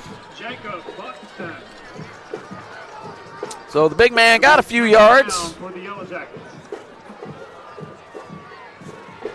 And that makes it officially official. So the final here tonight is 65-41 in favor of the Yellowjackets. So the Bears officially eliminated from playoff contention, and they run their record now to 0-9 on the year. If you're keeping track at home, unfortunately in the past 2 seasons, that is 0-19. Yep. So that stings. And big game next week for the Bears. They will be playing hosts to Little Rock Catholic, who is steamrolling folks right now. And it'll be senior night, so we do hope a lot of folks will be out there at Sherwood and Bill Blackwood Field to honor the handful of seniors that this team will have to send off. And unfortunately for the Bears, it is another loss on the year.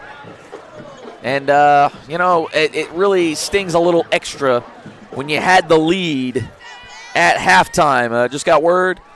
Sheridan tonight, 672 yards of total offense. So, again, the yards don't matter for this type of team. It just is what it is. So that one hurts. 672, my goodness. Yeah. But Sheridan comes away on senior night with a big win. And, Chris, really, when you hear that, 672, that hurts. Yeah, and a lot of it was plays that Sylvan Hills should have made and can make. But like I said, this is one of those teams, this is one of those coaches that's going to make you pay for mistakes. He's going to take advantage. He's going to scheme some things up, coach some things up. But, I got to do it. This team is not a bad team. They are a young team, and there's a difference, okay? This team is still good.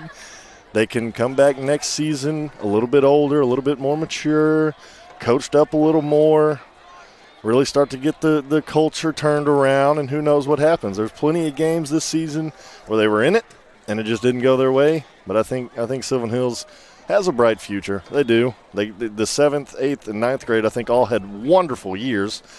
So I think the future of Sylvan Hills is bright. They just got to stay at it and keep the kids in Sherwood and keep building. Yep, absolutely. I will say a lot of people were probably like, we've heard that before. Yeah. And it's I understand Sylvan Hills, Bear Nation, it's dark times. And, I know Chris, just to kind of borrow a phrase of his, it's one of the things that we all got to kind of grind through. Yep. Because we certainly feel the frustration, especially when the wins aren't piling up, especially at those times where you think you can pull one off here. But unfortunately for the Bears, they will fall tonight. Again, we'll take a look at the scoreboard just to kind of pass along a few things here to folks. And what are we looking at here now? Bentonville West 50-23 over Fort Smith Northside. Benton handling West Memphis 21-0. Well, that game coming from the first quarter, so I'd imagine that one's a little different. El Dorado and Jonesboro in the third quarter at 14 apiece. Robinson over Pine Bluff, 33-14 in the fourth quarter. Maumelle and Searcy in a dogfight. Last check, third quarter there, 17 all. Batesville over Greene County Tech, 31-14. Not sure if we've got an update for Mills. The other in-network guys that we got for you. We'll try to see if we can front that for you before we sign off here. Yeah, I think they played last night. Oh, they also played last night. They played tonight, and they won 49-7. Oh, 49-7. Who was the opponent there? CAC. Wow, so there you go. So Mills with a big-time win, so, it'd be like that. So, again, the biggest story here, 672 yards of offense by Sheridan, only 209 for the Bears. Not going to win a whole lot like that, but the Bears do go down valiantly, 65-41 here in Sheridan. So, yeah, kind of impressive with 209 yards. Yeah. And you put up 40-plus points. But, again, 2 pick sixes and a kick six. Well, that'll happen. Yeah, and that's what I was saying earlier is Coach Kelly, and he used to do it at PA. They were one of those teams where you felt like you were in the game the entire time and you were doing good. Then you look at the score, and it's 65-41. You were in the game until you weren't. Yeah, and it's just that's a part of it. And, Coach Kelly is a great coach. All of Arkansas and pretty much the nation knows it. Yep. So, but I like Coach Houle. I like this coaching staff. I like this team. I think they got a bright future, and sometimes the cookie does not crumble the way it should. And it hurts. It hurts a whole lot. So, yeah, it stinks is kind of the best way we can put it here. But, again, Sylvan Hills, unfortunately, tonight, just to drive the point home, they are done for the year. They do have one more game left. That'll be hosting Little Rock Catholic against that senior night next week. Our broadcast will start around 6:30. Again, it'll be senior night, so we'll be bringing you all those festivities. So, again, if we can't make it out to Bill Blackwood Field, we certainly do hope that you will join us for that one. Chris, any final thoughts? Your last game. Yeah, last game of the season. It's great to be back home at Sylvan Hills. I graduated in 2015, played football here. Been at Robinson the last 2 years broadcasting. Got the opportunity to come over here, work with you, Jay. You've been great. Pat, you've been great. Cam on the camera, not so much. But, I love Cam. But, I appreciate everybody in the chat. Love all the glazing comments. I see a lot of things on this team that, I work in football, and I can tell when a team is just young and when they're not good, and this team is just young. Give these guys a chance. They'll probably surprise some people next season. And then the season after that, they'll just keep getting better, stay working at it. If any players listen to this and anybody's staying this long in the broadcast, believe in these guys. Positive affirmations and positive words have a big impact.